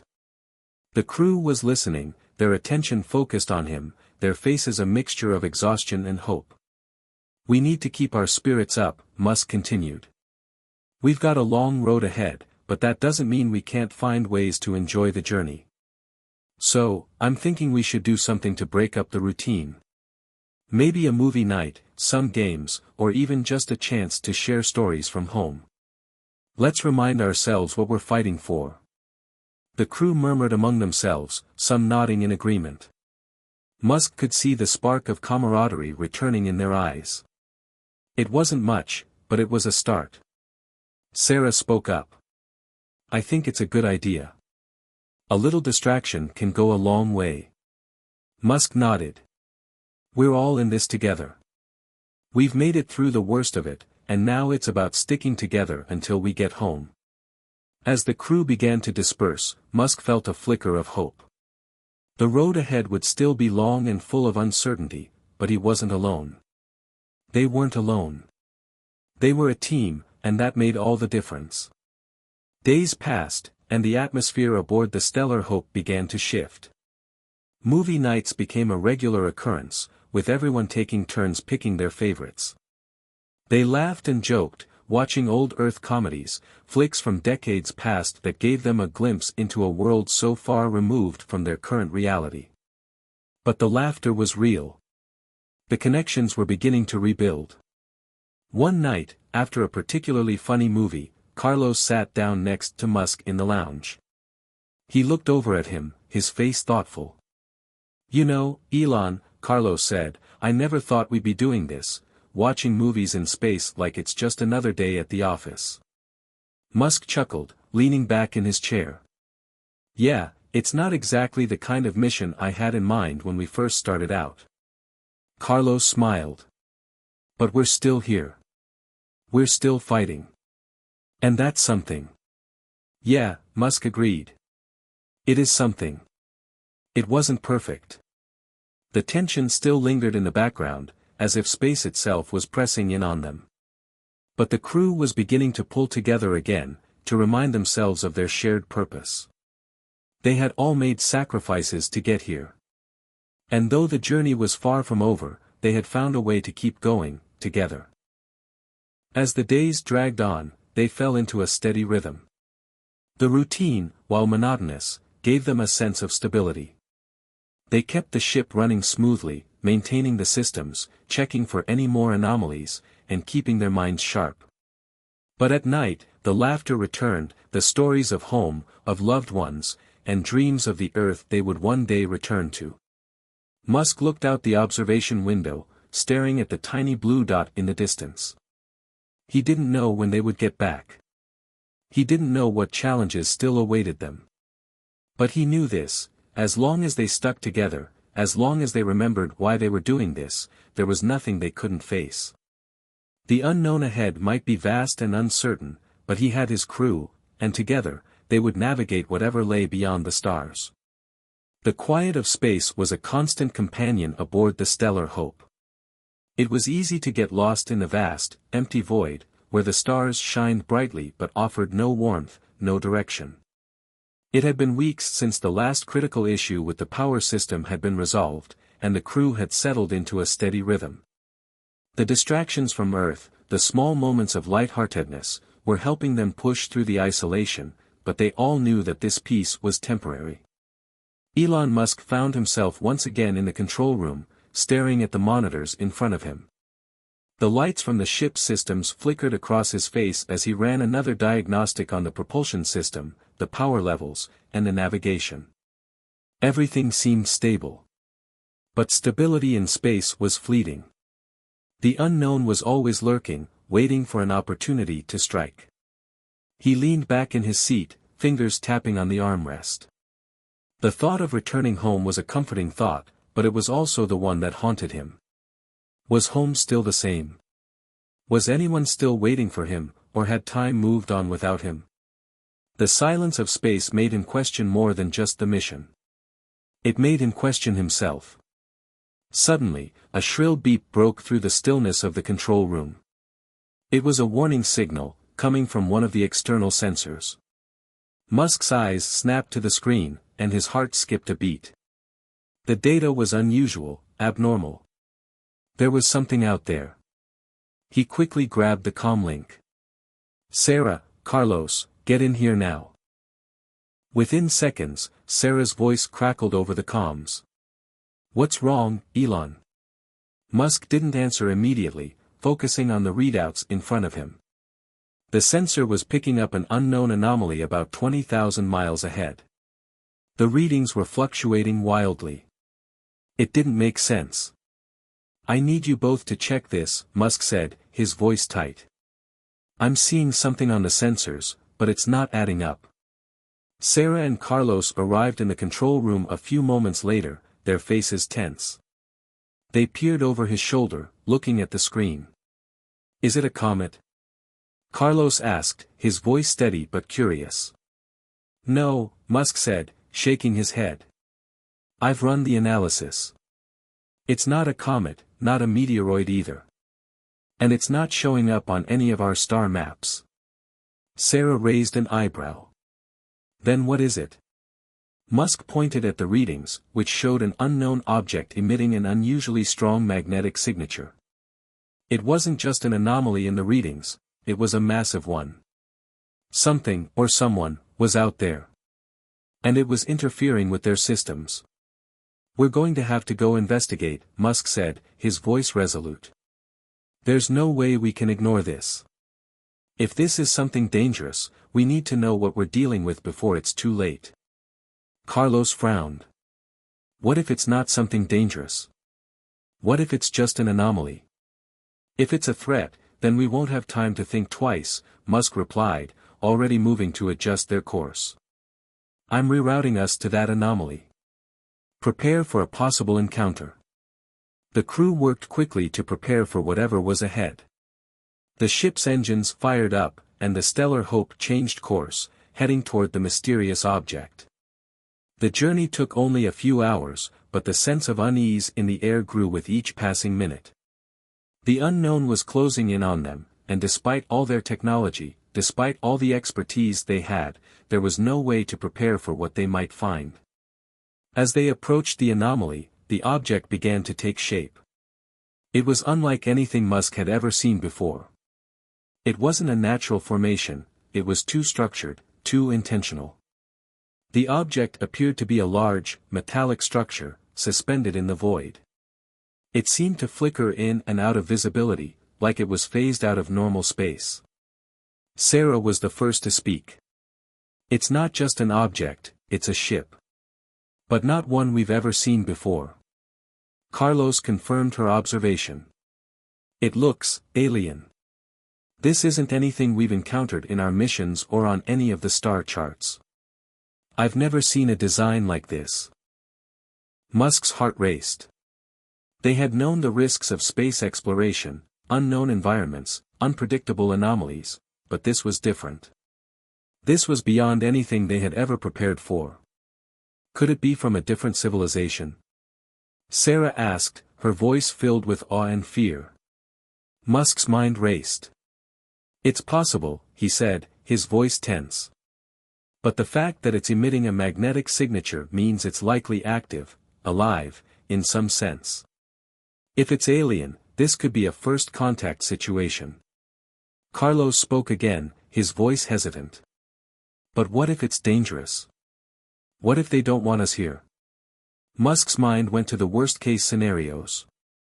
The idea of encountering hostile life forms in the vast emptiness of space was terrifying. They were alone out here, far from Earth, with limited resources. The idea of making contact with an unknown civilization was fraught with danger. We can't take any chances, Musk said, his voice calm but firm. Let's try to communicate first, but be ready for anything. The Stellar Hope drifted closer to the object, and the crew worked quickly to make their ship's presence known. They initiated a signal, sending out a simple message in multiple frequencies, hoping for a response. The message was clear: we come in peace. Minutes passed in eerie silence, the only sound the hum of the ship's systems. The object seemed to react, faint lights flickering across its surface. Then, suddenly, a massive pulse of energy shot out from the alien ship, and the Stellar Hope rocked violently. Warning lights flashed across the control panel as the ship's systems began to fail. We're being pulled in. Sarah shouted. The magnetic field is too strong, we're losing control. Musk's heart pounded. Get us out of here, now. But it was too late. The pull of the alien ship's energy was overwhelming. Their systems were failing. Their trajectory was no longer in their control. And the terrifying truth began to set in, they weren't just investigating an anomaly, they were now part of it.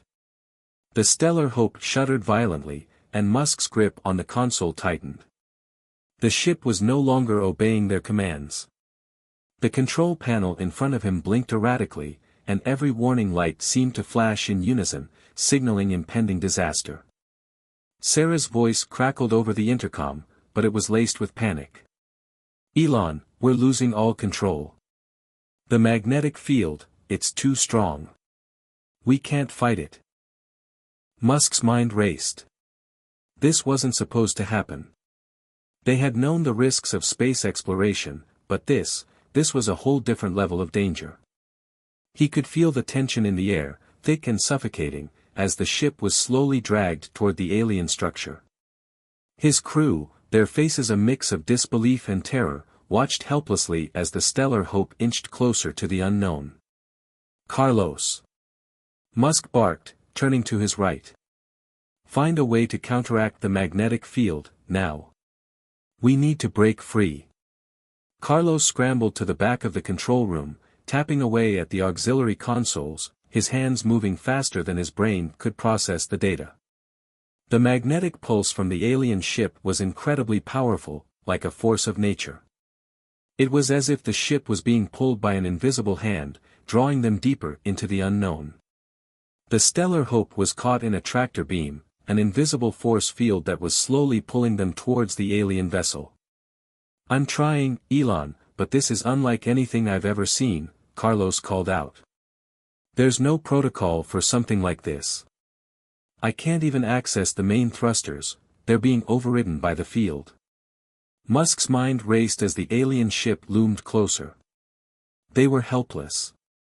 The communications were still dead, and all he could hear were the beeping warnings from the control panel and the strained voices of his crew. Sweat dotted his forehead as he clenched his jaw. Sarah, what's our status on life support? Musk demanded. Life support is holding steady, Sarah replied, her voice tight. But if we don't break free soon, we could lose power. We're not designed for this kind of pressure. Musk felt a knot tighten in his stomach. This was no longer just about getting home. This was about survival. If they couldn't escape the pull of the alien ship, they'd be trapped, drifting in the void of space, at the mercy of whatever the mysterious object was. There would be no rescue, no hope. Just the cold, endless expanse of space. The object was now so close that the crew could see it in its full, menacing detail. It was massive, far larger than the Stellar Hope. Its surface was dark and smooth, reflecting no light, as though it were absorbing it. A series of geometric shapes and patterns were etched into its surface, and faint, pulsating lights ran along its edges, as if the ship itself were alive. It didn't look like any human-made vessel, its design was alien, foreign, almost organic in nature. Musk swallowed hard. We need to think. We need to do something. There was no more time for contemplation. The Stellar Hope was now within range of the alien vessel's reach, and the magnetic field intensified. The ship rocked again, the metal groaning under the strain. The crew's faces turned pale as the lights inside the cabin flickered. Then, suddenly, the pull stopped. For a brief, terrifying moment, the ship hung suspended in space. It was as if the alien vessel had paused, watching them. Musk's heart pounded as he waited for the next move. He couldn't shake the feeling that this wasn't an accident. Whatever was happening here was deliberate. That's it, Carlos said, his voice weak with disbelief. The magnetic field, it stopped. But, why? Before Musk could answer, the ship's hull shook violently. The lights inside the Stellar Hope blinked and went out, leaving them in darkness. The backup lights flickered on, casting an eerie glow over the crew members' faces. The air felt heavy, and the sound of their breathing seemed unnaturally loud in the tense silence. "We're still here," Sarah said, her voice barely above a whisper. "I know," Musk replied, his mind racing. "But I don't think we're alone." A low hum filled the cabin, coming from the direction of the alien ship. It was rhythmic, almost like a pulse, a heartbeat. The crew exchanged uneasy glances, fear creeping into their eyes. What was the ship doing? What did it want from them? The hum grew louder, then suddenly, a burst of light shot out from the alien vessel, and the Stellar Hope was rocked again. This time, the force wasn't just physical, it felt different. The lights in the cabin blinked again, and for a moment, everything went still.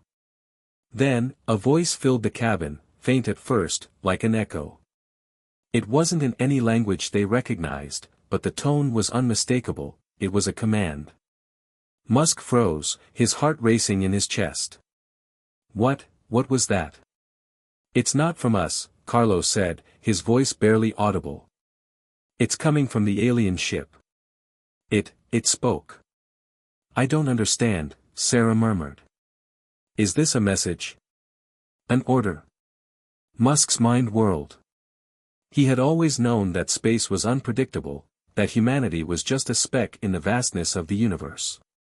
But to encounter something like this, something so far beyond their understanding, was an entirely new level of fear. Suddenly, the voice came again, this time louder, clearer. A strange, mechanical hum underneath it seemed to amplify the command. And then it hit him. It's not speaking, it's broadcasting a frequency. It's trying to communicate. But the words still didn't make sense. The crew exchanged confused glances. It wasn't just noise, it felt purposeful, but they couldn't decode it. No technology they had could translate the alien message. They had no way to understand it, no framework to decipher the unknown. "We need to answer it somehow," Musk said, his voice shaky but resolute. "We can't just wait here and be dragged into whatever this is. We need to take control." The crew worked frantically, trying to activate the communication systems once more, but every attempt was met with failure. The alien signal continued to pulse through their systems, drowning out all other frequencies. And then, as if in response to their struggle, the ship's hull shuddered again, this time accompanied by a bright, overwhelming light that enveloped the entire Stellar Hope. Everything went white. When the blinding light finally dissipated, everything was still. The hum, the shaking, the fear, everything had stopped. The crew was left in stunned silence, staring at the now dimly lit control panel of the Stellar Hope. Musk blinked rapidly, trying to clear the spots from his vision. The faint afterglow of the light lingered on the edges of his sight, making everything feel surreal. His hand hovered over the controls, and he instinctively checked the ship's systems. There was no immediate threat to the integrity of the Stellar Hope. The hull was intact, the power still holding steady, but there was a sense of foreboding in the air. They were still trapped, but something had changed. They were no longer just drifting, it felt like they had crossed a threshold, one that could not be undone. "Sarah? Carlos?" Musk's voice was thick with uncertainty, but he tried to mask the dread that was creeping in. "We're still here," Sarah replied, though her voice lacked the usual confidence. "But I don't understand what just happened. The ship, it feels different. The atmosphere, the systems, everything's still running, but there's something else. I feel like we're not alone anymore." Carlos nodded, his expression strained as he looked out the viewport at the alien vessel. The massive ship was no longer just a distant anomaly, it was now far too close, almost at arm's length. "It's as if we've crossed into their domain. The field, the signal, it's like we're being observed, watched." Musk's gaze moved to the console. The alien ship was still there, but now, a strange pattern began to emerge on his screen. It wasn't an image, per se, more like a flow of data that seemed to pulse in a rhythm. But it was clear. This wasn't random.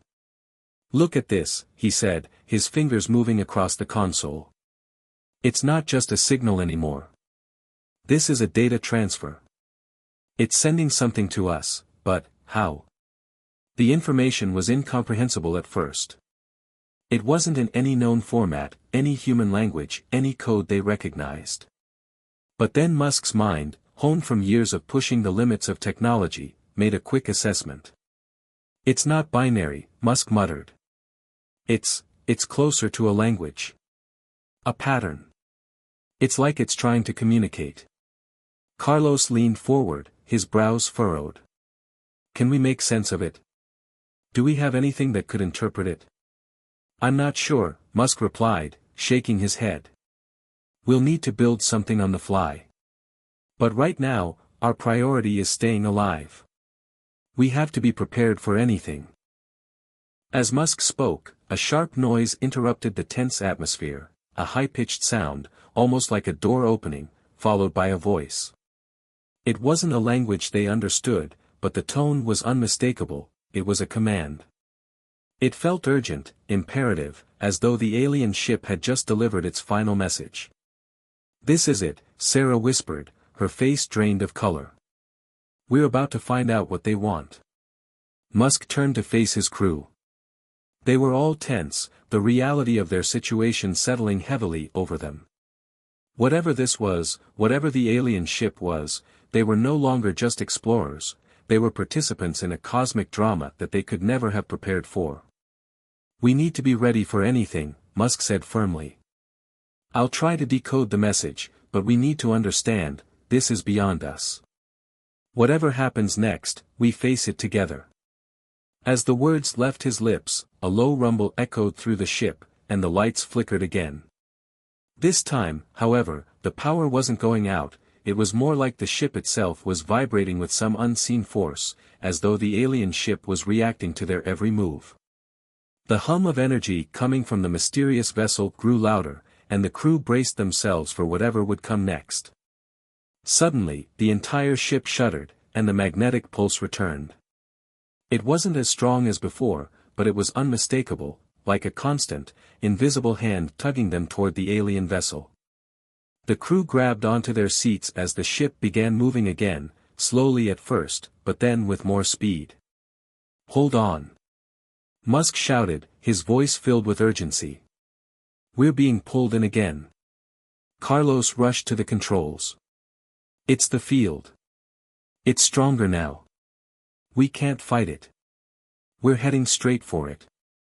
Musk's mind raced, trying to assess their options. Their propulsion system was still active, but the field was overwhelming. There was no way to counteract it, and the alien ship had them on a collision course. "We've got no choice," Musk said through gritted teeth. "Brace for impact. We're going in." Seconds later, the Stellar Hope was fully pulled into the gravity of the alien vessel. The ship's exterior groaned as it was drawn closer, and Musk had to fight every instinct that screamed to break free. But it was too late. They were trapped. "Activate all shields," Sarah yelled. "Get every defense system online." But as she spoke, the lights went out completely. The last things they could see were the dark contours of the alien ship growing larger and larger until they were engulfed by the void. When the Stellar Hope finally settled, it wasn't in the familiar space they had come from. They were inside the alien vessel. The walls around them were unlike anything Musk had ever imagined, an organic material that seemed to shift as they moved. It was alive. He could feel the pulse of energy that surrounded them, like a heartbeat that reverberated through the walls and into their bodies. The crew was speechless, awestruck by the sheer scale of the ship's interior.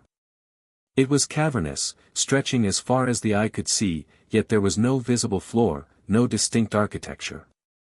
It was a living, breathing entity, something both alien and familiar. Then, the voice came again. Louder. Clearer. But this time, it wasn't a command. It was a question. "Why do you come?" Musk's throat tightened. They weren't just visitors now. They were participants in an encounter that transcended everything they thought they knew about the universe. And the first true face of the unknown was finally speaking. The voice echoed through the cavernous expanse of the alien ship, a soft, resonant tone that seemed to vibrate in the very air around them. It wasn't mechanical, but it wasn't entirely human either. It was something else, something beyond their comprehension, yet strangely familiar. The question that had been asked hung in the silence, waiting for a response. "Why do you come?" Musk stared at the glowing mass of shifting organic matter in front of him. His heart was racing. He could feel the weight of the question pressing on him, but it was more than just a question, it was an invitation, a challenge, an ultimatum. "Answer it," Musk whispered to himself. "We have to answer it." His eyes moved toward his crew. Sarah was still holding her breath, eyes wide, every part of her tense. Carlos stood frozen, his fingers hovering over the controls, unsure of what to do next. The ship had settled, but the pulsing energy around them made the air thick and heavy, like the very atmosphere was holding its breath. "Why do you come?" The voice repeated, a little louder this time, its echo reverberating through the walls of the ship. It wasn't asking for a casual answer. It was probing, searching for the truth, for a reason that went beyond just exploration. Musk stood up straighter, the weight of his responsibility pushing him forward. We came to explore. To learn. To understand."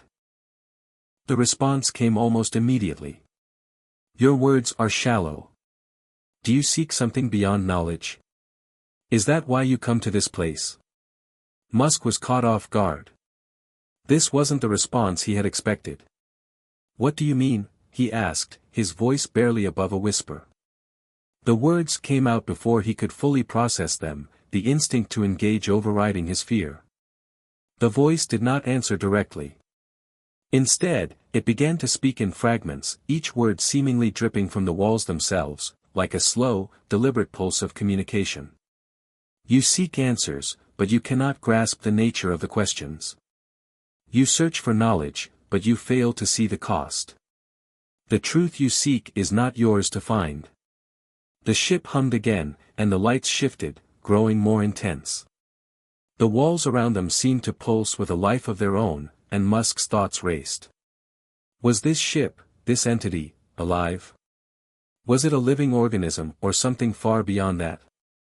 "Sarah, Carlos," Musk said, his voice steady but strained, "we need to think. This is beyond anything we've encountered. We can't respond to this like we're dealing with technology. This is something else entirely." Sarah's voice broke through the tension. "What does it want from us, Elon? We're here, we've made contact. But what happens next?" The voice echoed through the walls once again, almost as if it had heard Sarah's question and was answering it directly. "You cannot return to where you came from. You cannot undo what has been done." Musk's heart sank. Was this some kind of warning? A threat? He could feel the weight of the voice's power, like it was reaching into his very soul and pulling something out, something he wasn't ready to face. What did it mean that they could not return? Had their actions already sealed their fate? "We are not here to harm you," Musk said, his voice stronger this time. "We are explorers. We come in peace." The voice responded, its tone now softer, almost sorrowful. "Peace? Is that what you call it? The search for knowledge, the hunger for discovery, it is not peace. It is the same as hunger. You seek to consume what you do not understand." Musk swallowed hard. He didn't know how to respond to that. The alien ship seemed to be questioning humanity itself, questioning the very foundation of their exploration. Was their quest for knowledge, was it an act of peace, or was it something more dangerous, something primal? I understand," Musk said slowly. "But we are not like what you fear. We have made mistakes, but we also learn. We change. We are trying to understand, to grow." The ship vibrated again, and this time, the walls seemed to shift more aggressively. The voice came again, almost as though it were testing him. You speak of change. But what change has come from your actions? You destroy worlds, you consume your resources, and you wage war for the sake of progress. Is that your definition of growth?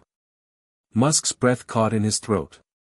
It was as if the alien ship was holding a mirror up to humanity, showing them their darker side, the side they often ignored in the pursuit of knowledge and progress.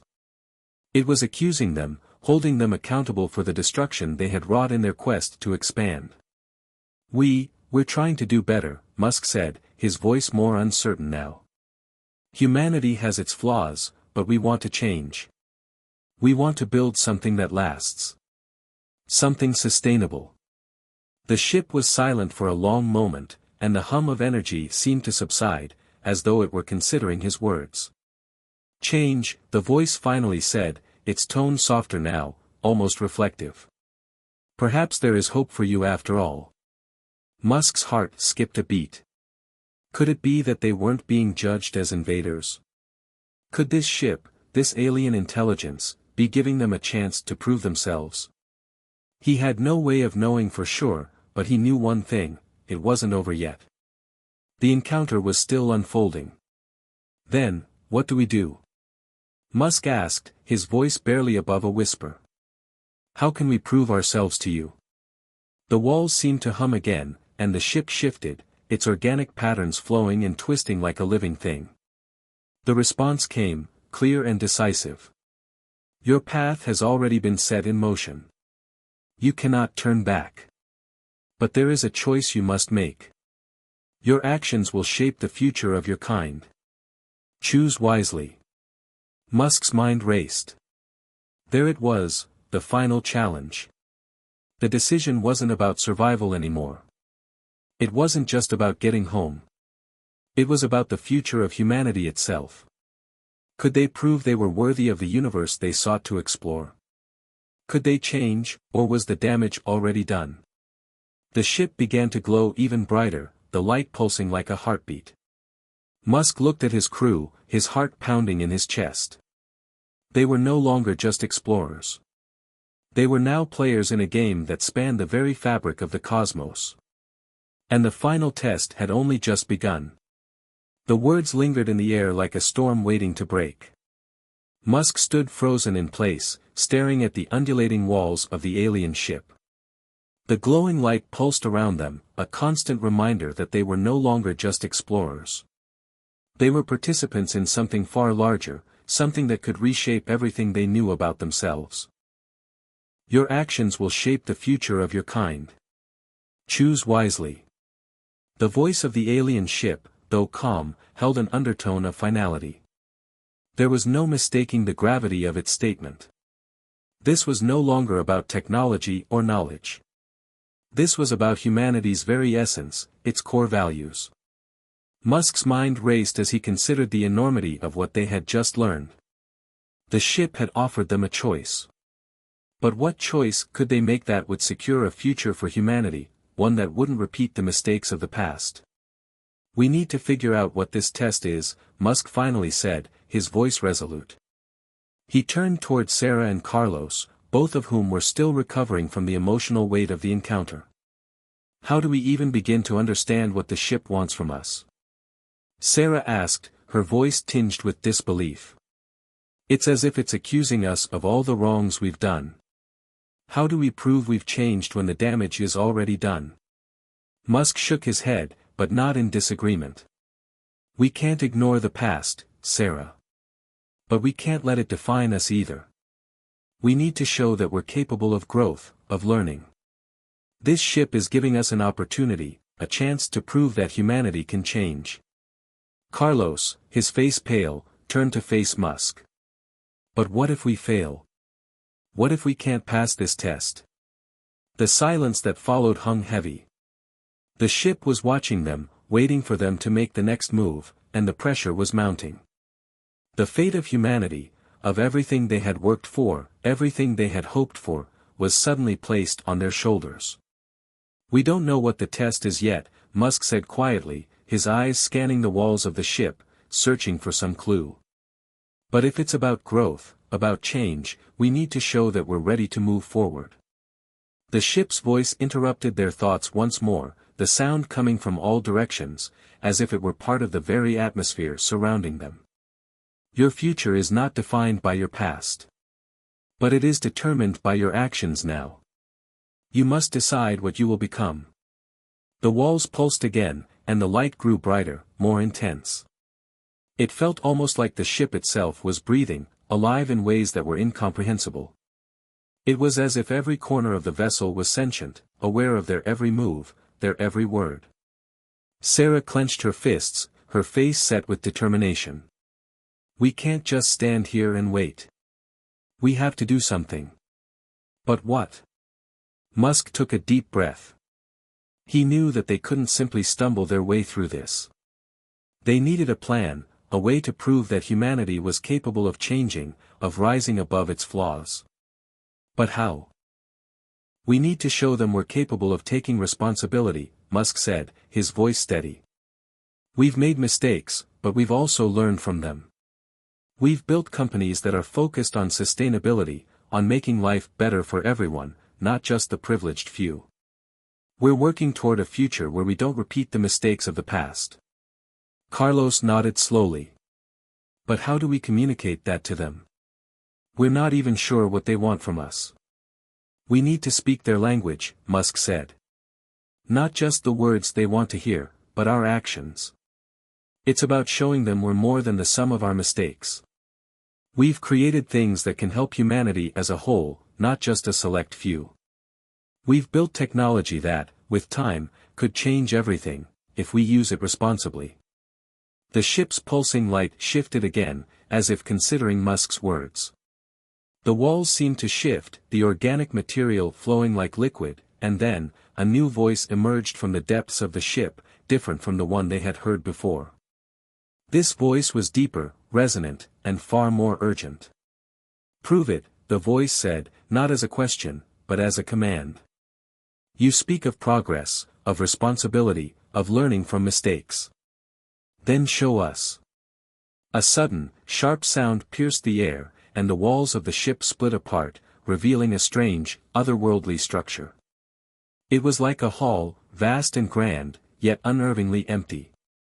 At the far end of the hall, there was an object, a glowing sphere, suspended in mid-air, hovering at eye level. Approach it, the voice commanded. Only by engaging with it will you learn what you must do. Musk's mind raced. This was it, the moment that could determine everything. He took a step forward, his crew following closely behind. As they moved closer to the sphere, the air seemed to thicken with anticipation. The walls hummed louder, as if the ship itself was holding its breath. What is this? Sarah whispered, her voice barely audible. I don't know, Musk said, his eyes fixed on the glowing sphere. But it's part of the test. Whatever it is, it's our chance. The sphere seemed to shimmer as they approached, the light from within pulsating like a heartbeat. As Musk reached out, his fingers brushed against it, and a wave of energy surged through his body. His vision blurred, and a series of images flashed before his eyes. He saw the earth, ravaged by climate change, the oceans rising and swallowing entire cities. He saw forests burning, species disappearing, ecosystems collapsing. He saw humanity, not as it was now, but as it could be, united, thriving, peaceful.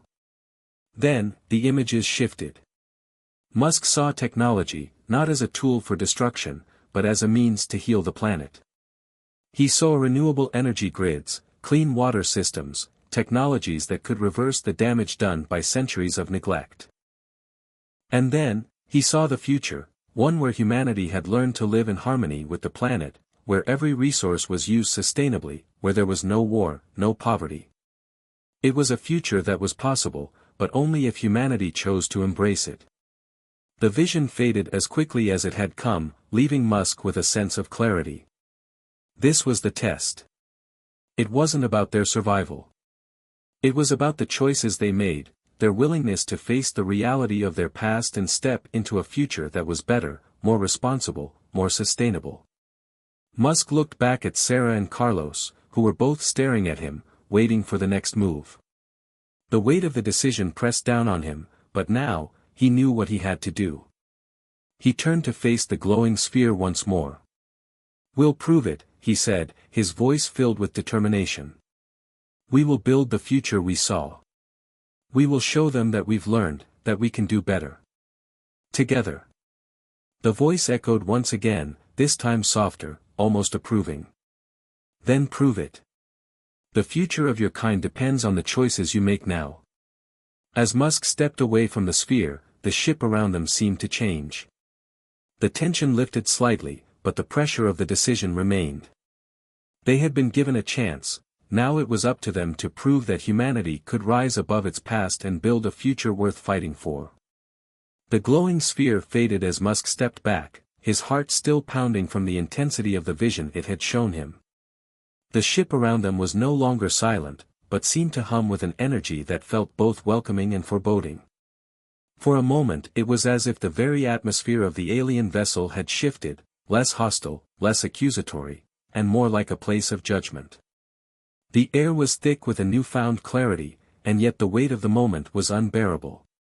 Musk turned to Sarah and Carlos, their faces illuminated by the soft, otherworldly light emanating from the ship's walls. "What do we do now?" Carlos asked, his voice shaky but filled with resolve. "We've seen what could be, but it's on us to make it happen." Musk exhaled deeply, running a hand through his hair. The challenge was no longer abstract. It wasn't just a lofty goal of technological progress or exploration. It was a call to action, a request to rise above the past and create something lasting, something that could stand the test of time and the forces of nature. "We go home," Musk said. "We take what we've learned here and bring it back to Earth. We've seen the potential for a better future. It's not a utopia. It's a future born of hard work, change, and responsibility. And we'll start that work today." Sarah nodded, though doubt flickered in her eyes. "But how do we start? The problems we saw, climate change, resource depletion, they feel too big, too overwhelming." Musk's gaze softened. "Sarah, what we saw wasn't just the destruction. It was also a solution. It was a vision of what can happen when we commit to doing better, when we focus on what's really important, sustainability, collaboration, and building technology that enhances life, rather than taking away from it." Carlos stepped forward, a look of determination replacing his earlier doubt. "We've been working toward that goal for years already.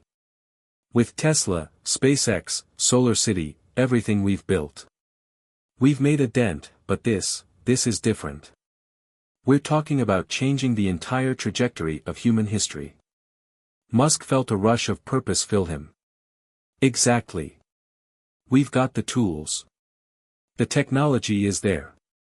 What we need is the will. It's going to be hard, but we can make it happen. Together." The walls of the alien ship shimmered again, the light from the glowing patterns pulsating rhythmically, as if in agreement.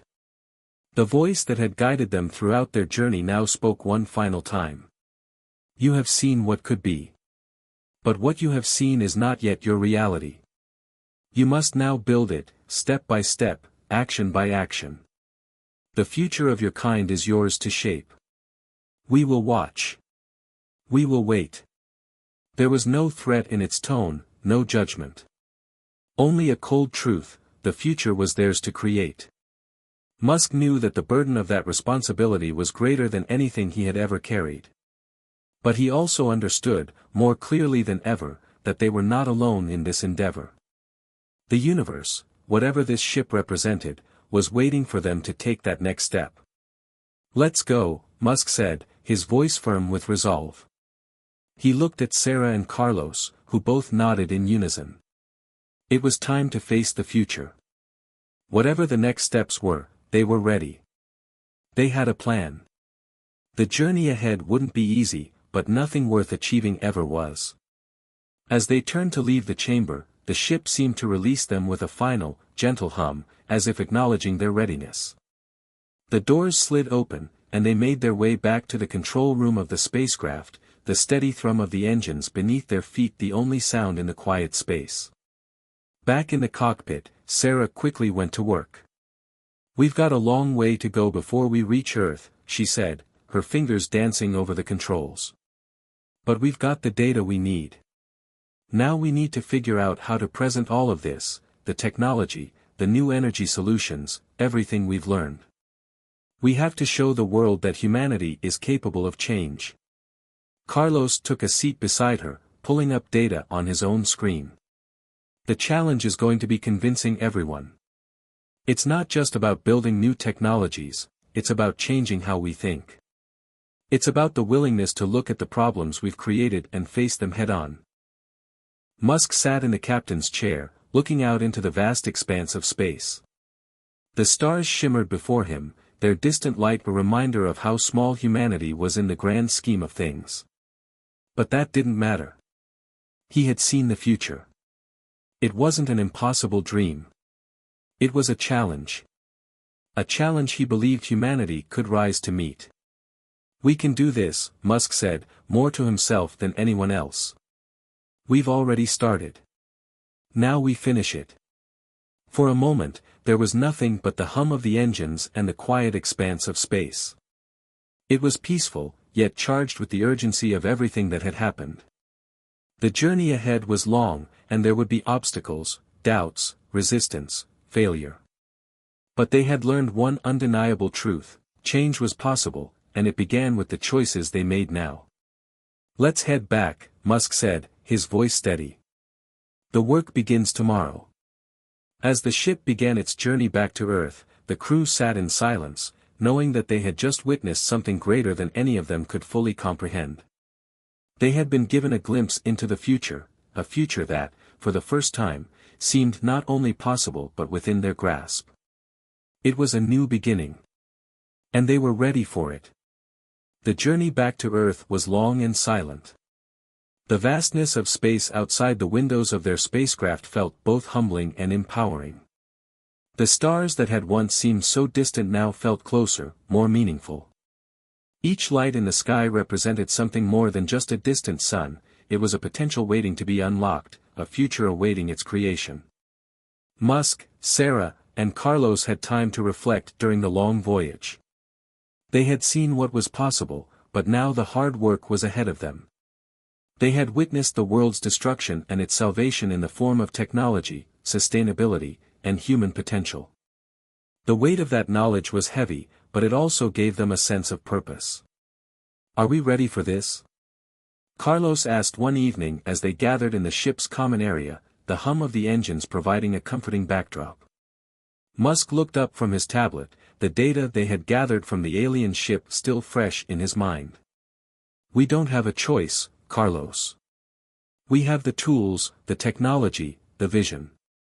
Now we need the courage to make it happen. We'll face opposition, of course. There will be those who want to hold on to the old ways. But that's why we're here, to prove that we can do better." Sarah joined in, her eyes focused on the distant stars outside. "We've already started the work. Tesla, SpaceX, Solar City, it's all a part of this journey. But the scale of what we need to do now. It's beyond anything we've ever done before." Musk nodded, a smile flickering on his face. "It always is, Sarah. The most important work is always the hardest. But if we want to create the future we saw, we need to act now." Carlos looked thoughtful. "What's the first step?" "The first step is going back to Earth and making people understand," Musk said.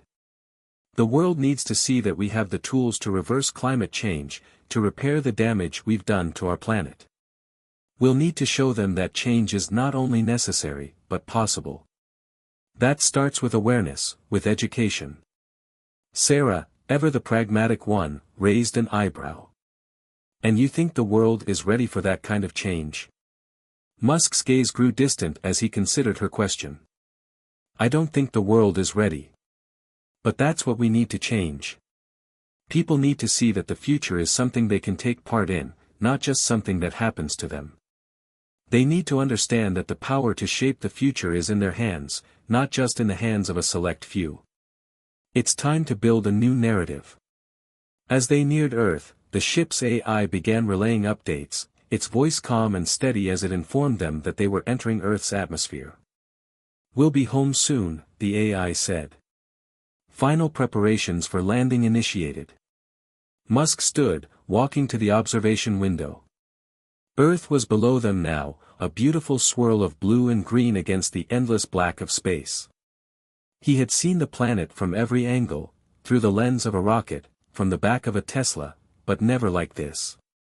Never from the depths of space, with the weight of what they had just experienced still fresh in his mind.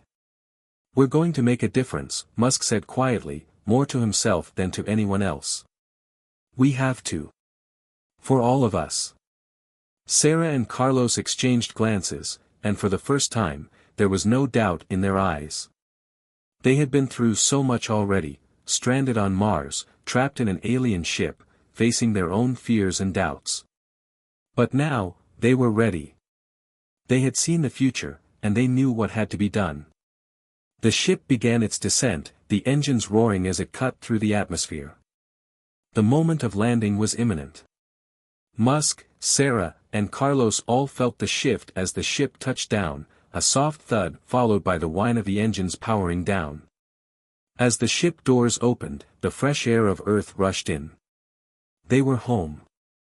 They stepped out onto the tarmac, greeted by a group of scientists, engineers, and government officials who had been waiting for their return. News cameras clicked and flashed, eager to capture the moment.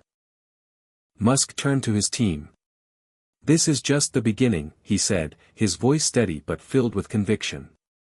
"We've seen what's possible. Now, it's up to us to make it a reality." And so, the work began. Over the next few months, the team worked tirelessly. They presented the data from their journey, sharing the knowledge and technology they had discovered in the alien ship. They focused on renewable energy solutions, sustainable resource management, and new ways of thinking about humanity's place in the universe. They began to lay the groundwork for a future where technology would heal, not harm, where progress would be measured not by profits, but by the health of the planet and the well-being of all its inhabitants. Resistance came, of course. There were those who refused to believe in the scale of the problem, those who clung to old ideologies, those who feared change. But Musk and his team pushed forward, unrelenting, knowing that the future they had glimpsed wasn't just a dream, it was a possibility. And slowly, the world began to listen. Governments, corporations, and everyday people took notice. The shift was gradual at first, a ripple in a vast ocean. But soon, it became a wave. New technologies were adopted, old systems were overhauled, and the world started to change. Musk's vision of a sustainable future, one where humanity lived in harmony with the planet, began to take shape. Space exploration continued to advance, not just for the sake of discovery, but as a means of ensuring the survival of humanity. Solar power, electric vehicles, and green energy became the norm, not the exception. The test the alien ship had given them was not just a measure of technological advancement, it was a test of humanity itself. And Musk had seen, in the way the world responded, that humanity was capable of passing it. They were capable of learning, of changing, of building a future that was better than the past. As years passed, Musk looked back on that moment with the alien ship, their first glimpse of the future, and knew that everything had led to this. It had been the catalyst, the spark that ignited a global movement. The legacy of that moment would echo through history. Humanity had faced its darkest hour. But it had chosen a new path. And in that choice, it had found its true potential. Hit subscribe and leave a comment with where you're watching from. This story might just spark a new beginning. What's one thing that always pushes you forward, even when things get tough?